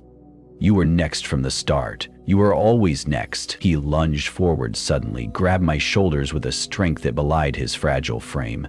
His breath reeked of rotten copper. They know your name now, he hissed. You gave it. You confessed. The seal wants you, needs you. I tried to pull back, but his grip tightened like a vice. His sunken eyes glistened, and for a brief second I saw the man he used to be. The man who dragged me out of a burning Humvee. The man who promised me we'd both make it home. Don't sit, he whispered, voice trembling. Fight, break the chain. His fingers dug into my skin, his whole body shuddering. Then his head snapped back, his mouth tearing open into a gaping void. A black vapor poured out, curling around my arms, my neck, sliding into my mouth and nose like a living fog. I fell backward, choking and gasping, the cold spreading through my veins like liquid nitrogen. Jameson's body convulsed violently, cracking and splitting as the black vapor erupted from him in thick waves. His uniform shredded, bones snapping like dry twigs. Then he collapsed to the floor, nothing left but a hollow husk, his dog tags clinking softly against the concrete. I lay there, coughing, tears streaming down my face, every muscle in my body locking and spasming. The room seemed to pulse around me, the blue glow intensifying until it felt like it was drilling into my skull. Michelle said the vapor was Terra. Through the fog in my head, I heard Jameson's final whisper echoing in my mind. Don't sit. Fight. Break the chain. I crawled forward, nails clawing at the floor, dragging myself toward the chair. It towered over me now, no longer just a chair, but a throne, carved from all the memories and pain I had carried. Chains snaked around its legs, twitching like worms, eager to wrap around me. My whole body screamed to give in, to sit, to rest, to let it all finally be over. But something deep inside me, that last spark of defiance, the part that refused to die in the sand, that refused to surrender in that hallway, roared to life. I grabbed the bone saw, lifting it with both hands. I swung at the nearest chain, the blade biting into the rusted metal. Sparks flew, the sound shrieking into the darkness like a war cry. I swung again and again, each strike tearing pieces of myself loose. Memories of my mother's voice, the smell of Reyes's blood, Jameson's final scream. The chair shuddered, the entire room trembling with it. The blue cracks in the floor flared brighter, splintering across the concrete, reaching for me like ghostly fingers. I let out a primal scream and slammed the saw down one last time. A deafening crack split the air, the sound of metal and bone breaking in unison. The final chain snapped. The room fell silent. I collapsed onto my knees, the saw slipping from my grip. In the sudden quiet, I heard my own heartbeat echoing off the walls, strong and steady. I forced myself to stand, swaying, blood running down my arms from a dozen fresh cuts. I looked at the broken chair, then at the door behind it, now cracked open, a pale light leaking through. A way out, or maybe just the next level of hell. I didn't care anymore. I took a step toward it, then another, because no matter what waited beyond that door, I knew one thing for certain. I wasn't going to sit. Not tonight. The doorway yawned open before me like the throat of a dying god. A cold, sterile, white light spilled out, washing over my blood-soaked arms, the raw cuts stinging under its glare. I stepped forward, knees buckling with each movement. My breath came in short, ragged bursts. Every nerve in my body felt electrified, buzzing under my skin like a swarm of hornets. Beyond the doorway, a narrow walkway stretched into an enormous chamber. The floor was made of cracked glass panels, underneath which dark shapes writhed, like oil slicks moving under ice. The walls curved upward into darkness, studded with glowing symbols that pulsed in slow, rhythmic waves. Each pulse seemed to crawl into my skull and echo behind my eyes. At the end of the walkway stood a large console. Its surface shimmered as though made of liquid metal, dozens of cables snaking down into the abyss below. I forced myself forward, each step setting off dull, echoing cracks under my boot. When I reached the console, I saw a single screen flicker to life. An asynchronous sequence, initiate final containment. Below that, a blinking prompt, accept or deny. My fingers hovered above it, shaking so hard I thought they might snap off. A deep hum filled the chamber, the cables quivering, the symbols on the walls beginning to speed up their pulsing, faster and faster, until the room throbbed like a massive shared heartbeat. A voice crackled from somewhere above me, distorted and distant. "Mason, you have done well." I looked up, squinting into the dark. "Mason, the echo must be anchored. You are strong. You will survive." I shook my head, tears spilling down my cheeks. No more anchors. No more games," I croaked. The voice hissed, a long static-like sigh. "The echo will find another if not you. It will spread. It will consume." Images flashed in my mind. Jameson's twisted face, Reyes's shredded vest in the sand, my mother's voice, static-choked, calling from the other side of a phone that would never ring again. I felt them all pressing against me, clawing to pull me back into that chair, into the cycle. I looked down at my blood-streaked hands. The saw lay at my feet, its blade coated in black ichor and rust.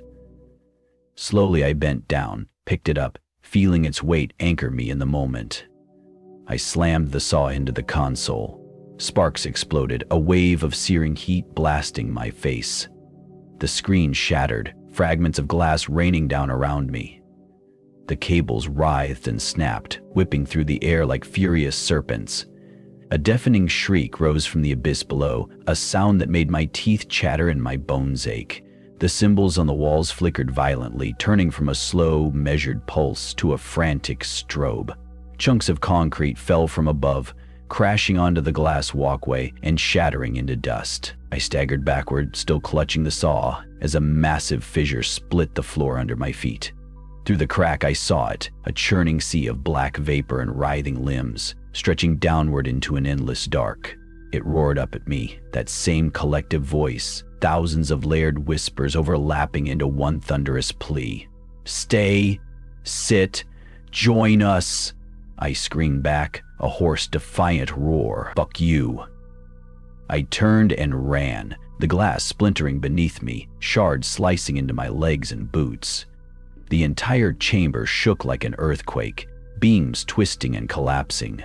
Behind me, a flood of black tendrils burst up from the fissure, clawing and snapping at the crumbling edges. I crashed through the doorway, back into the hallway. The red lights had changed now, no longer steady but spiraling, flickering in desperate spasms as if the building itself was trying to warn me.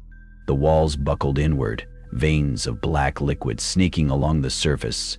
I stumbled forward, tripping over debris, nearly falling face first into a pool of oozing, tar-like sludge.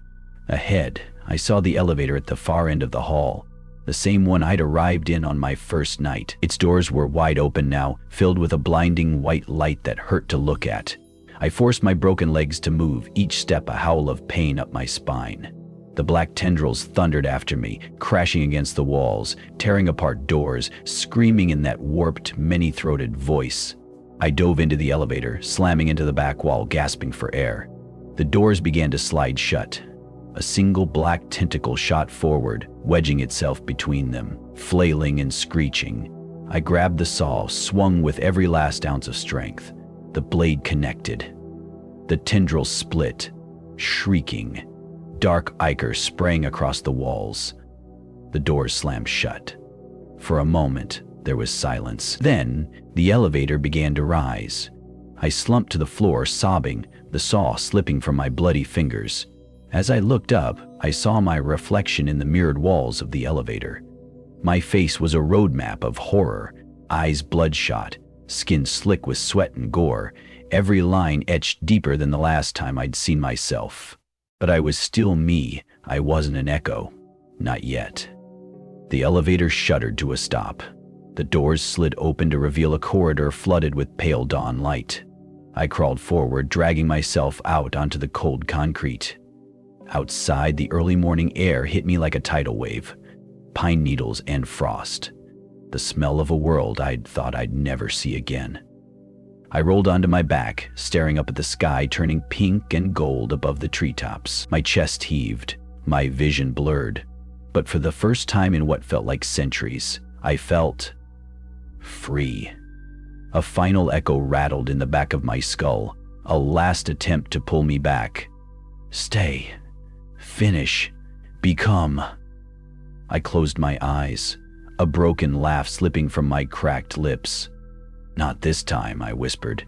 I reached up, felt the first warmth of the sunrise on my fingertips, and for now, maybe just for now, I was alive. I lay there on the cold concrete, my chest heaving against the dawn air. Above me, the sky was bleeding into a watercolor of soft pinks and brilliant oranges. I'd forgotten what that looked like, how the first rays of sun felt like forgiveness on your skin, like a mother's hand on your forehead when you're burning up with fever. But even as the light touched my face, the echo still crawled in the back of my skull, a cold, gnawing whisper trying to worm its way back in. Stay. Come back. We need you. Finish what you started. I clenched my fists until my nails cut into my palms, the sting of fresh blood grounding me. My eyes flicked to the tree line ahead. The pines stood in perfect military formation, silent sentinels watching the edge of the world. Beyond them, I saw a narrow dirt road snaking away toward the horizon. Freedom. At least, that's what my battered mind wanted to believe. I rolled onto my side, pushing myself up on shaking arms. Every joint in my body screamed, but I forced my legs under me and stood, swaying like a newborn calf. For a moment the world tilted, the trees slid sideways, the sky spun above me in a violent carousel. I dry heaved into the dirt, bile burning my throat. When I finally steadied myself, I felt the weight of the bone saw still strapped across my chest. My fingers brushed over it, sticky, warm. A reminder of what I had done. I turned to look behind me. The North Lake facility. From the outside it looked so ordinary, a squat concrete block half sunken into the frostbitten earth. No screaming lights, no shadows clawing at the walls, just a silent gray tomb sitting under the first golden touch of sunrise. A flicker in one of the upper windows caught my eye. I squinted, my breath catching in my throat. There, just for a second, I saw a shape. Tall, thin. My shape, watching me. My stomach twisted. It wasn't enough to escape. They would keep coming, keep calling. The echo had no end. A memory punched through my haze. Jameson's final whisper. Don't sit, fight. Break the chain. I looked down at my blood-soaked hands. Break the chain. But how? The question pounded in my head with every heartbeat. A part of me wanted to collapse right there, to let the frost bite into my bones until it all went quiet forever. But another part, the part that crawled out of burning Humvees, the part that crawled through sand and ash to drag brothers back from hell, refused. I stumbled forward, one slow step at a time. My boots crunched across the frozen dirt, each step a victory against the pull inside my skull. I reached the edge of the tree line, my fingers brushing against the bark of the first pine. The smell of resin hit me, sharp, alive, real. I leaned against the trunk, sliding down until I sat on the ground. My lungs felt like they were filled with glass shards, each breath a razor scraping my ribs. I pulled the saw from its strap and dropped it into the snow at my feet. It landed with a dull, final thud. My head lolled back against the tree. Birdsong drifted down from the branches above, timid, hesitant notes breaking the frozen silence. I closed my eyes, the sound washing over me like a forgotten lullaby. Then I heard it, a soft crunch of footsteps on the snow. I opened my eyes, every nerve in my body lighting up. A figure stood a few yards away, framed by the early light. It wore a security uniform, old, torn, dog tags glinted at its throat. My heart stopped. Jameson, or what was left of him. He didn't move, didn't speak, just watched me. His face was less monstrous now, almost human, tired, sad. I forced myself to my feet, leaning on the tree for balance. My voice cracked like splintered wood. Why? Jameson tilted his head, his mouth working silently for a moment before words finally crawled out. Because we always go back for each other, he rasped. A tear slid down my cheek, carving a hot line through the grime and blood. Then help me, I whispered. Help me end this. Jameson stepped forward, his boots leaving dark impressions in the snow. As he approached, I saw that his eyes were no longer empty voids. They looked almost alive again. Almost. He raised one trembling hand and pressed it against my chest, right over my heart. A shudder rippled through me, my vision flashing white. In that instant, I saw everything. The 1971 breach. The first anchor strapped to the chair, screaming into an endless void. Bulkov kneeling before the echo, offering name after name, sacrifice after sacrifice. And beyond it all, the echo itself, an infinite black sea, hungering for shape, for identity, for hosts. When my vision cleared, Jameson stepped back. His hand dropped to his side, fingers curling into a broken salute. His face softened, then, like smoke in the wind, he dissolved, gone. I stood alone again, but my mind felt sharper, clearer. I knew now what had to be done. I turned, looking back toward the facility one last time. A shape flickered at the door. My shape. A taunt. A challenge. I picked up the saw from the snow, feeling its familiar weight. My reflection stepped forward, matching me move for move. I took one final, ragged breath. Then I started walking back into the mouth of the nightmare. Because some chains can't just be broken from the outside. Sometimes you have to go all the way through the dark to end it for good. The icy morning air bit at my face as I staggered across the clearing. Behind me, the first rays of sunlight touched the treetops, turning them into spires of fire. Ahead, the North Lake facility waited, a gray tumor on the edge of the world, still and silent as if nothing had ever happened inside. But I knew better. I tightened my grip on the bone saw, my knuckles bone white, the crusted blood cracking under my fingers. Every step felt like trudging through cement, each breath scraping the inside of my chest, but I kept going, because if I stopped now, the echo would spill out, slip into the pines, the rivers, the towns, into people who never signed up to fight anything. As I approached the main entrance, I saw my reflection again. It stood in the doorway, same uniform, same scars, same dead eyes. It tilted its head in that mocking animal way, like a wolf studying an injured elk. Then it smiled. That impossible, ear-to-ear grin. I stopped 10 feet away. My throat felt like it was full of glass shards, but I forced words out anyway. "This ends tonight." The reflection didn't move. Instead, it began to walk toward me, slow and deliberate. My feet refused to back up. I raised the saw. The echo version of me stopped a few feet away, close enough for me to see the thin black veins crawling just beneath its skin. It opened its mouth, and my own voice came spilling out, warped, layered with dozens of other whispers. "Why fight us?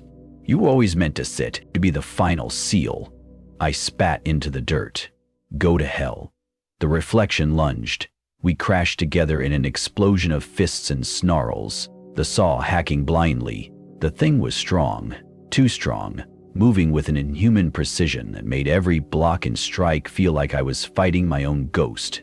It slammed into me, pinning me to the ground. I felt its cold breath on my face, thick and foul like rotting metal. Its blackened fingers wrapped around my throat, squeezing. Stars exploded in my vision. I jammed my knee up, driving it into its stomach. It recoiled just enough for me to wrench the saw up and across its jaw.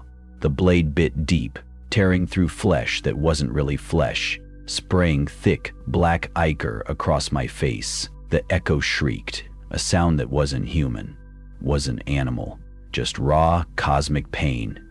I rolled on top, driving the saw down again and again, screaming with each strike. "You're not me!" With each swing, memories slammed into me. Reyes's death, my mother's last call, the kids in the village screaming under mortar fire. The echo tried to fight back, but I pinned it down with a fury that felt older than war. When I finally stopped, the echo was nothing but a quivering mass of shredded black tissue, steaming and hissing against the concrete. I crawled backward, gasping, my arms shaking violently. For a moment, I thought it was over. Then the facility doors creaked open. A dark wind rushed out, carrying thousands of overlapping voices.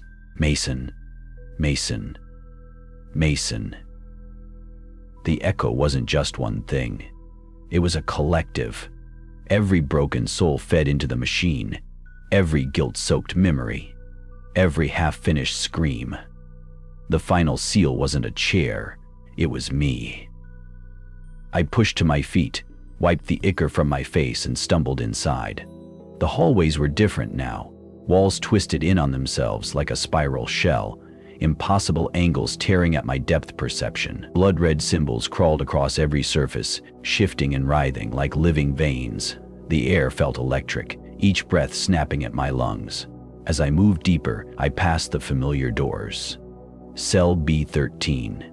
The door stood open now. Inside, the cot was empty.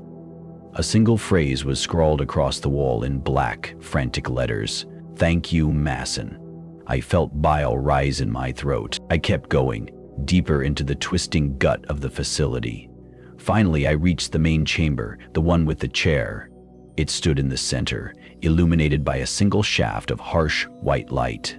Chains hung slack from its arms, glinting wetly in the gloom. I stepped forward, the saw dragging behind me like an anchor. The voices flooded back, loud and unified now. Sit, complete, seal, forever. I dropped to my knees in front of the chair. My whole body shook, my skin crawling with the weight of every memory, every regret. I pressed my forehead to the cold floor, my breath hitching. Then I felt it, a warmth at my side. I turned, and for a split second I saw Jameson, standing there. His eyes cleared, his expression soft. "Don't sit," he whispered. I looked up at the chair, my own face reflected in the blood-slicked metal restraints. A final wave of clarity crashed over me. I understood. I didn't need to submit. I needed to destroy the seal. I stood, stumbling to the console behind the chair, the same one that had started it all. I raised the saw.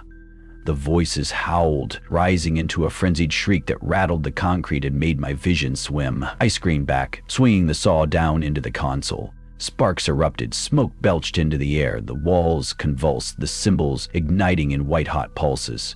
The chair shuddered, chains thrashing wildly, like a nest of angry serpents. Black cracks spidered across the floor, splitting the entire room. I kept swinging until the saw snapped, the blade shattering against the mangled metal. I dropped it, falling to my knees as the floor buckled and heaved beneath me. The voices began to fade, slipping from my skull like water through fingers. The light above me sputtered and died. In the sudden darkness, I felt an impossible quiet settle over me. Then a single whisper, almost gentle. "Thank you, Mason." I forced my eyes open. The chamber walls shimmered and began to dissolve, breaking apart into dust and drifting upward like ash caught in a sunrise. I looked down at my hands. No more black veins, just me, broken, bloody. But at me, I stood, looking around one last time, and then I turned toward the fading doorway, stepping through the remnants of the nightmare I had finally chosen to end. As I stepped beyond the dissolving doorway, I felt the weight of the building collapse behind me, like a dying animal exhaling its final breath. I stumbled forward into a hallway that shouldn't exist, a place that felt more like a memory than a real structure. The walls were lined with mirrors, each one cracked, some completely shattered. In every shard I saw my face, hundreds of versions of me, each locked in a silent scream or a hateful grin. Their eyes followed me, hollow and black, shimmering like the surface of deep water on a moonless night. I pressed on. The hallway stretched endlessly, warping and shifting as if it was breathing around me. My bare hands brushed against the jagged glass, slicing open new cuts that joined the constellation of wounds already mapped across my skin. Blood dripped onto the floor, each drop echoing like a gunshot. Somewhere ahead, I heard footsteps, slow, measured, a rhythm I knew too well. I forced my legs to move faster, half running, half limping toward the sound. As I rounded a corner, I saw him. Volkov, or what was left of him. He stood tall, his lab coat torn and soaked in black ichor. His skin shimmered with a translucent film, veins pulsing underneath like worms crawling beneath ice. But his face, it was calm, almost serene. He raised his head slowly and his eyes locked onto mine. "Mason," he drawled, his voice now layered with 1,000 echoes. "You came back. Brave little soldier." I felt my jaw clench so hard my teeth ground together.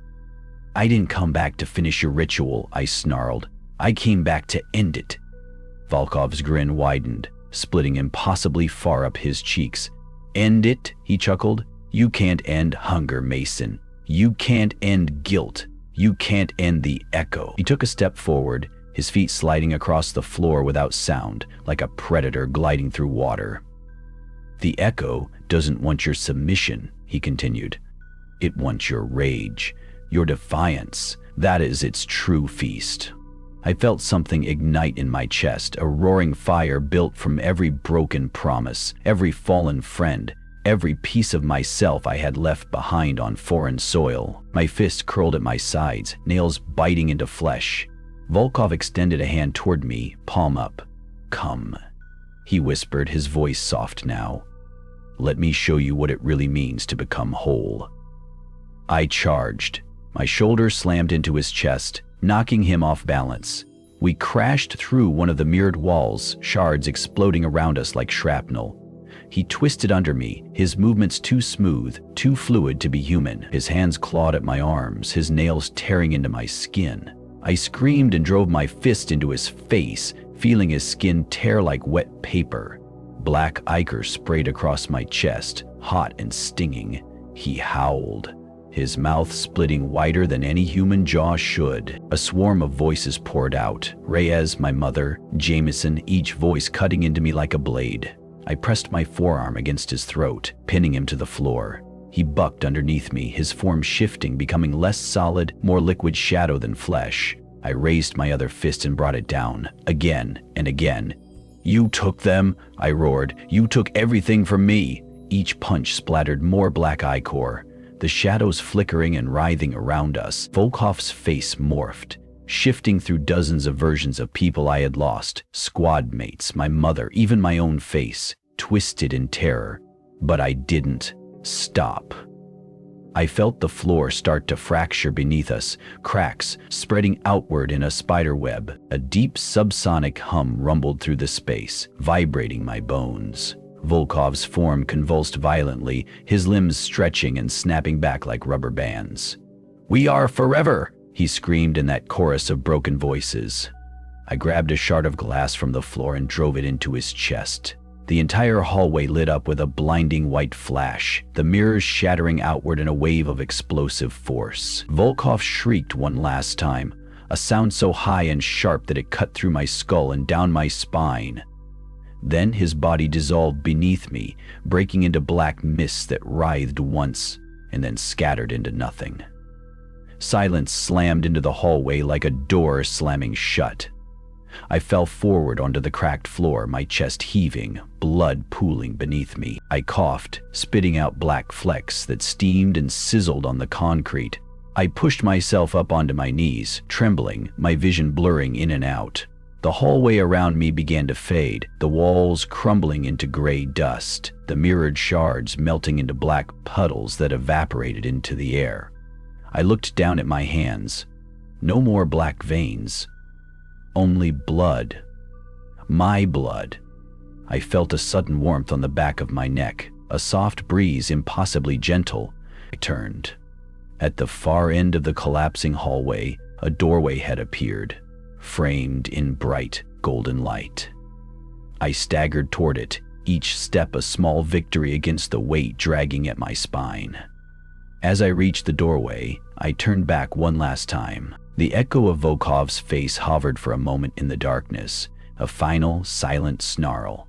I raised my middle finger. "Not today," I rasped. Then I stepped through. The light swallowed me whole, flooding every nerve, every fracture, every old scar. I felt the screams fade, the claws retract, the guilt loosen its grip. I felt clean, alive. When I opened my eyes, I was on my knees in the snow outside the facility. The building behind me had vanished, no ruins, no crater, just an empty clearing, the pines swaying gently in the morning breeze. I sucked in a lungful of crisp air. It tasted like life. I fell backward, staring up at the wide-open sky, tears leaking sideways into the snow. I had finally killed the echo. Or maybe I had just chosen not to be its vessel anymore. Either way, I was free. For the first time in what felt like centuries, I smiled. A real broken, bloody smile. I lay there in the snow, every inch of my body screaming.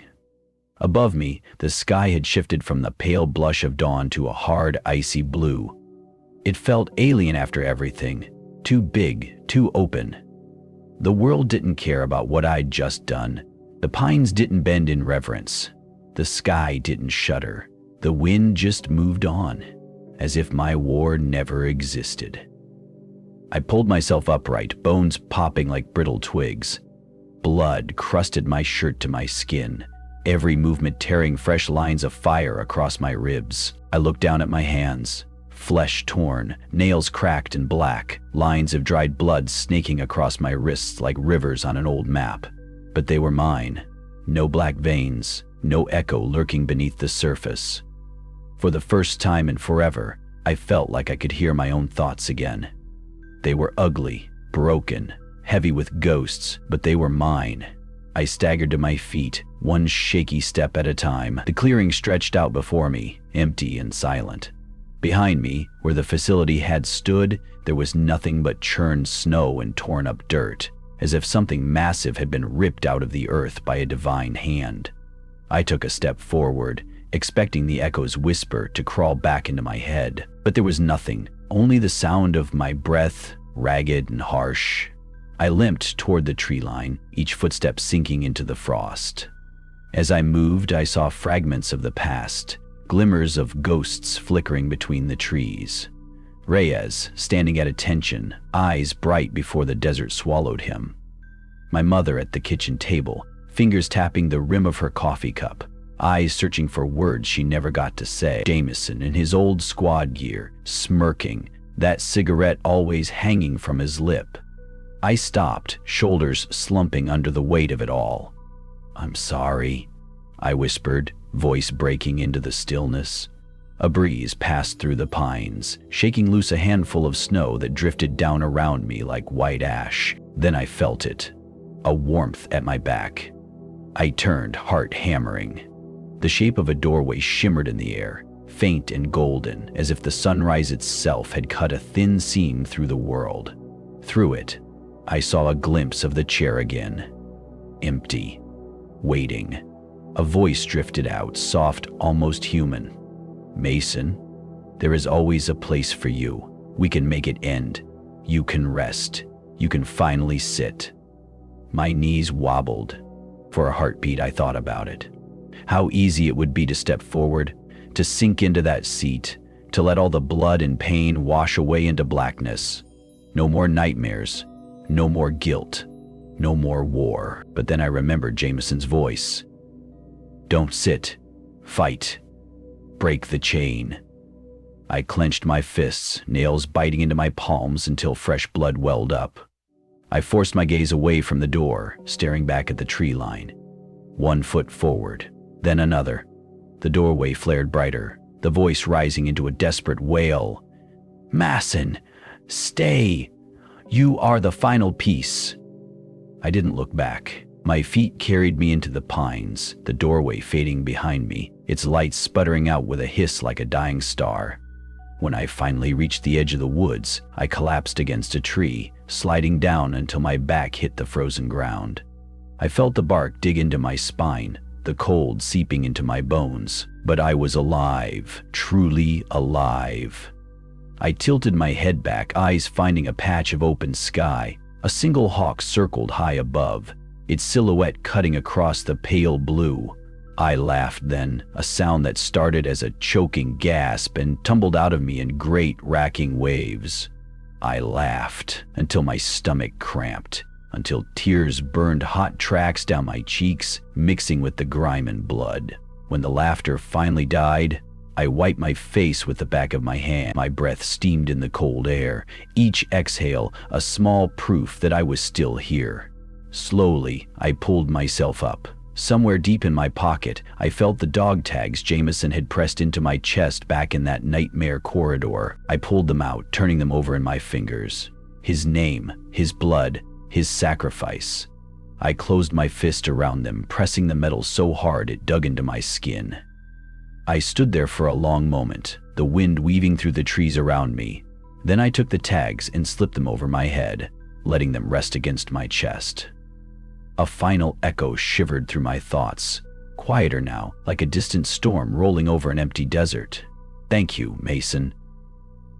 I closed my eyes, and in that final silence, I felt them all. Every ghost, every lost brother, every forgotten promise. I felt them, at peace.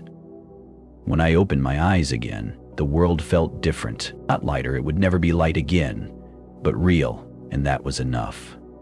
I started walking, each step echoing like a promise through the frost.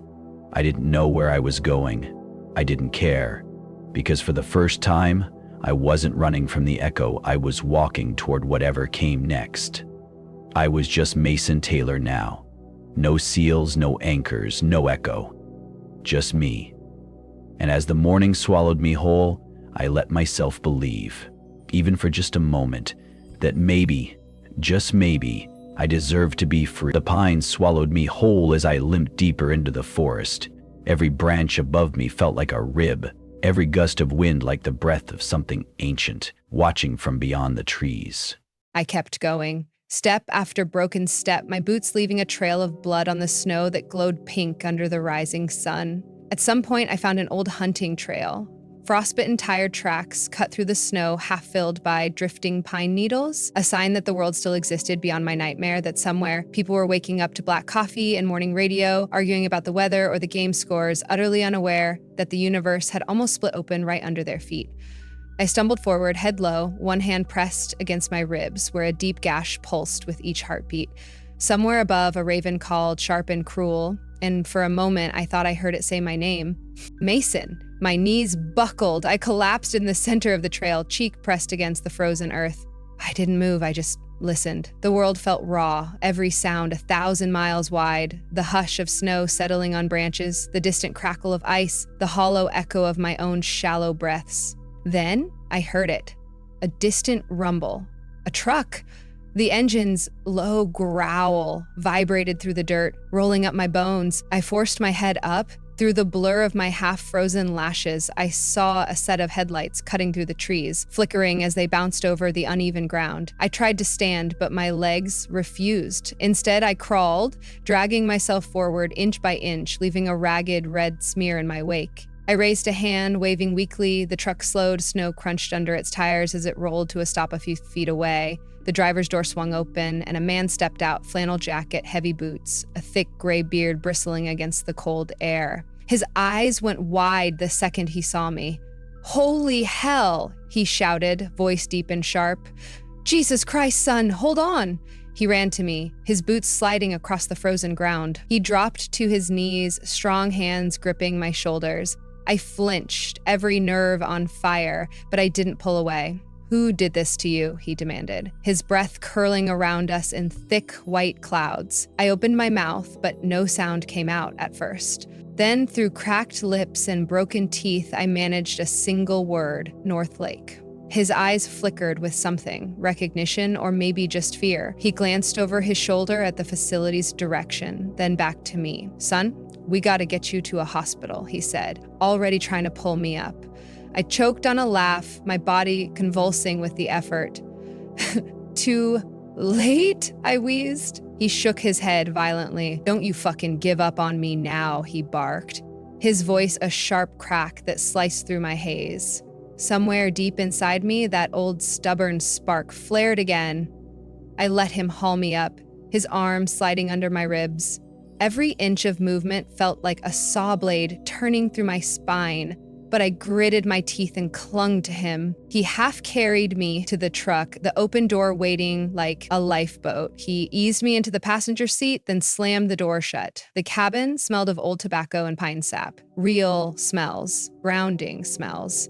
As he ran around to the driver's side, I glanced into the rearview mirror. For a split second, I expected to see the Echo staring back at me, that too wide smile, those endless black eyes. Special, but there was only me, a battered, half-dead soldier, just Mason. The truck roared to life and we jerked forward, tires spinning briefly on the icy trail. I watched the trees slide by in a blur of green and white, my eyelids growing heavier with each passing mile. The man's voice drifted through the fog in my head. "Stay with me, son. What's your name?" My mouth moved before I even thought about it. "Mason, Taylor," he nodded, one hand gripping the wheel, the other reaching over to squeeze my arm. "You hang in there, Mason, you hear me?" I swallowed hard, my throat raw. "Don't, let me go back," I mumbled, his eyes darted to me, confused. "Back where?" I didn't answer. I couldn't. A wave of exhaustion crashed over me, dark and heavy, pulling me down. I fought it, clinging to his voice, to the rumble of the engine, to the warmth radiating from the old heater. Through half-lidded eyes, I watched the sun creep higher over the treetops. I thought about Jameson, Reyes, my mother, and all the other shadows I had carried for so long. I wondered if they were watching me now, leaning on some invisible railing beyond the world, waiting to see what I'd do next.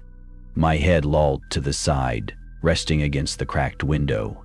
The man's voice faded into a distant echo, a low rumble beneath the sound of my own heartbeat. For the first time in years, I felt like maybe, just maybe, I could close my eyes without seeing that chair, that door, that endless black sea. I let my eyes slip shut, one final whisper slipping past my lips. Free. I didn't know if I'd wake up again. Didn't know if the echo would find me once more. But right then, in that drifting moment, it didn't matter, because I had chosen. And for the first time in a lifetime of war and ghosts, I had chosen me. The next thing I felt was warmth. A heavy, smothering warmth that pressed against my skin like a blanket. My eyelids fluttered open, each lash sticky with dried blood and dirt. I stared up at a ceiling made of cheap acoustic tiles, a fluorescent light flickering above me like a dying star. I tried to move, but my body screamed back at me, every muscle tied in knots of electric pain. I let out a low groan, my voice barely more than a ghost. A face appeared above me, the same flannel-shirted man from the woods. His gray beard twitched as he grinned, relief flooding his weather-beaten features. Well, shit, look who finally decided to wake up, he said, voice deep and kind like an old blues guitar. I tried to speak. My lips cracked, every word catching on the dry desert of my throat. Where am I? He grabbed a plastic cup from a nearby table, lifted my head gently, and pressed the rim to my lips. The water tasted like life itself. I drank greedily, coughing as it flooded my mouth. You're in a clinic just outside Fairbanks, he explained, setting the cup down. Lucky I found you when I did. Another hour in that snow and you'd be fertilizer for the pines, he chuckled, but his eyes stayed serious, studying me like I might vanish if he blinked. I glanced around the room, a single bed, peeling linoleum, a heart monitor beeping steadily beside me. I watched the line rise and fall on the screen, proof that I was still here. Still me. What day? I croaked. He raised an eyebrow. You've been out 2 days. Doc says you were running on pure willpower. Told me he ain't never seen a man so messed up and still breathing. I sank back against the pillow, the weight of his words settling into the hollows of my bones. 2 days. 2 days without the echo clawing at my mind. The man sat beside me, leaning forward. Name's Bill, he said, offering a big, calloused hand. You already told me yours, but I figure you don't remember. I managed a weak smile, squeezing his hand with what little strength I had. Mason, I whispered. Mason Taylor. He nodded slowly, eyes softening. You soldier? He asked. I hesitated, feeling old wounds split open inside me. Was, I said finally. Bill nodded again, his thumb brushing his bottom lip. Figured, you got that look like a man who's seen too many sunsets and not enough sunrises. I let out a shaky laugh that turned into a cough. Yeah, I croaked, something like that. We sat there in silence for a moment, the beeping heart monitor filling the room like a metronome for ghosts. Finally, Bill sighed and stood. I'll let the doc know you're awake, he said. And Mason? I met his eyes. You did good. Whatever you ran from out there, it's done now. You made it back? I wanted to believe him. God, I wanted to. But deep in my gut, I felt it. That razor-thin edge between freedom and relapse. The echo might have been silenced, but the memories, the guilt, those weren't echoes. Those were me. Bill left, the door creaking shut behind him. I closed my eyes, letting my breathing match the rhythm of the monitor. Up, down, alive. In the dark behind my eyelids, I saw their faces. Jameson, Reyes, my mother, each one a silent sentinel, standing watch over my broken soul. I didn't flinch this time. I let them come, and for the first time, they didn't accuse me. They didn't scream or call me a coward. They just stood there, quiet and steady. A warmth spread across my chest, different from the feverish warmth of infection or fear, something like forgiveness. When I opened my eyes again, the room felt brighter. I reached for the cup of water, my hand trembling but moving under my own command. I took another sip, letting the cold wash away the ashes still clinging to my tongue. Then I saw it. On the table beside me, a folded piece of paper. I picked it up, unfolding it carefully. The handwriting was rushed, uneven, like it had been scrawled in a hurry. Mason, North Lake wasn't the only one. There are more facilities, more echoes. They will keep looking for anchors. You have to stop them, Jay. My stomach dropped into my boots. The letter trembled in my hands, the words burning into my brain like brands. Jameson, or whatever was left of him. I looked out the window. The sun had climbed higher, turning the snow into a sea of blinding white. I felt my pulse pick up, my breathing sharp and ragged. I could walk away, disappear, find a cabin somewhere, drown in cheap whiskey and let the past eat me slowly. But the idea felt hollow, cowardly. I thought about the echoes, the way they burrowed into minds, feeding on shame and grief. I thought about the empty chair, the black sea behind that final door, and I knew. I wouldn't run, not this time. I pulled the dog tags from around my neck, gripping them in my fist. Jameson's name pressed into my skin, a cold, metallic reminder. I swung my legs over the side of the bed. Pain lanced through me like lightning, but I welcomed it. It meant I was alive. It meant I could still fight. I stood slowly, wobbling like a newborn deer, my muscles screaming in protest. I grabbed the edge of the table, steadying myself, each breath a silent vow.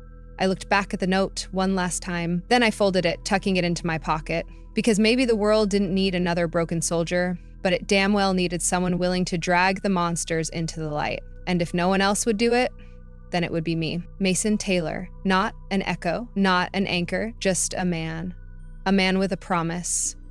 I stood at the edge of the clinic's gravel lot, the snow crunching under my boots like brittle bones. Each breath rolled out in thick clouds, vanishing into the empty blue above. I felt the note in my pocket, the paper damp from my sweat and blood, edges curling like a dying leaf. Jameson's words burned in my head. There are more facilities, more echoes. You have to stop them. I turned and looked back at the clinic. Through the frosted window, I saw Bill inside, arguing with a nurse who looked ready to scold me back into bed. Part of me wanted to go back in, to sit down and feel the warmth of that stale cot and the cheap plastic cup of water, to let someone else fight for once. But I couldn't. I tightened my grip on the dog tags around my neck, feeling the metal bite into my palm. A piece of Jameson. A piece of every man I'd lost. A piece of every ghost still echoing in my bones. I took one last look at the building. Then I turned away and started down the trail, my legs still weak, every step sending white-hot pain knifing through my body. The pines watched me go, silent sentinels guarding secrets I'd never fully understand.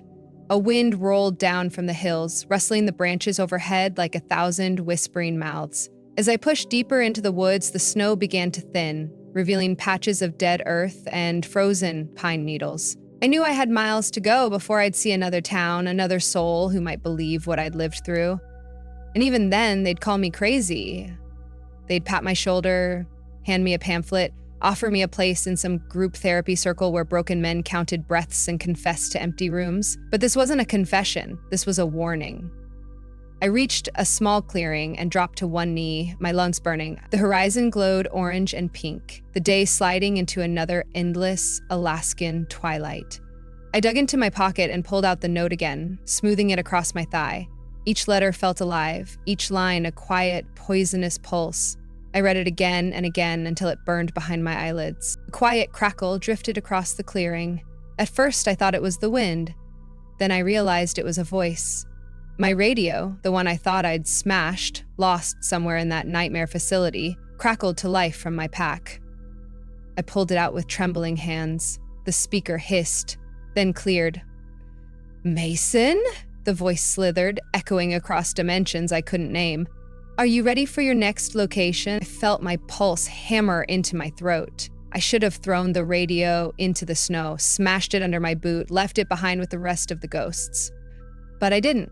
Because deep down, I knew I needed it. A compass for a war no one else believed in. I pressed the button, my thumb quivering. Where? I rasped. A pause. Then, coordinates. A town I'd never heard of. A name that tasted like ash on my tongue. Good soldier, the voice whispered. We knew you would continue the chain. I felt bile rise in my throat. I shut my eyes and breathed through it, forcing the acid back down. No, I hissed into the radio. I'm not your anchor, I'm not your echo. Silence. Then a soft laugh, a sound that seemed to come from the trees, from the frozen earth beneath me, from the blood in my veins. We'll see. I threw the radio as far as I could, watched it disappear into the underbrush with a sharp crack. The echo's laughter still echoed in my skull, but it was fainter now, like a storm moving away across the mountains. I stood, legs trembling but firm. I looked down at the dog tags again, turning them over in my fingers. The metal felt warm somehow, humming with all the weight of the men who came before me. I tucked them back under my shirt and pulled my jacket closed. I set off toward the distant road, my steps slow but steady. Every few feet I paused to listen, half expecting that black writhing mass to come crawling up behind me, but the woods stayed quiet. Somewhere up ahead, a raven called. I paused, head tilting to the side. Another call answered it, echoing across the treetops. It sounded like laughter, or maybe it sounded like warning. I kept moving, because that's what I did, what I had always done. As the last light of day slipped away, I found an old logging road, tired tracks frozen into deep ruts. I started down it, my breath fogging in the dying light. With each step, the weight of what came next pressed down on me.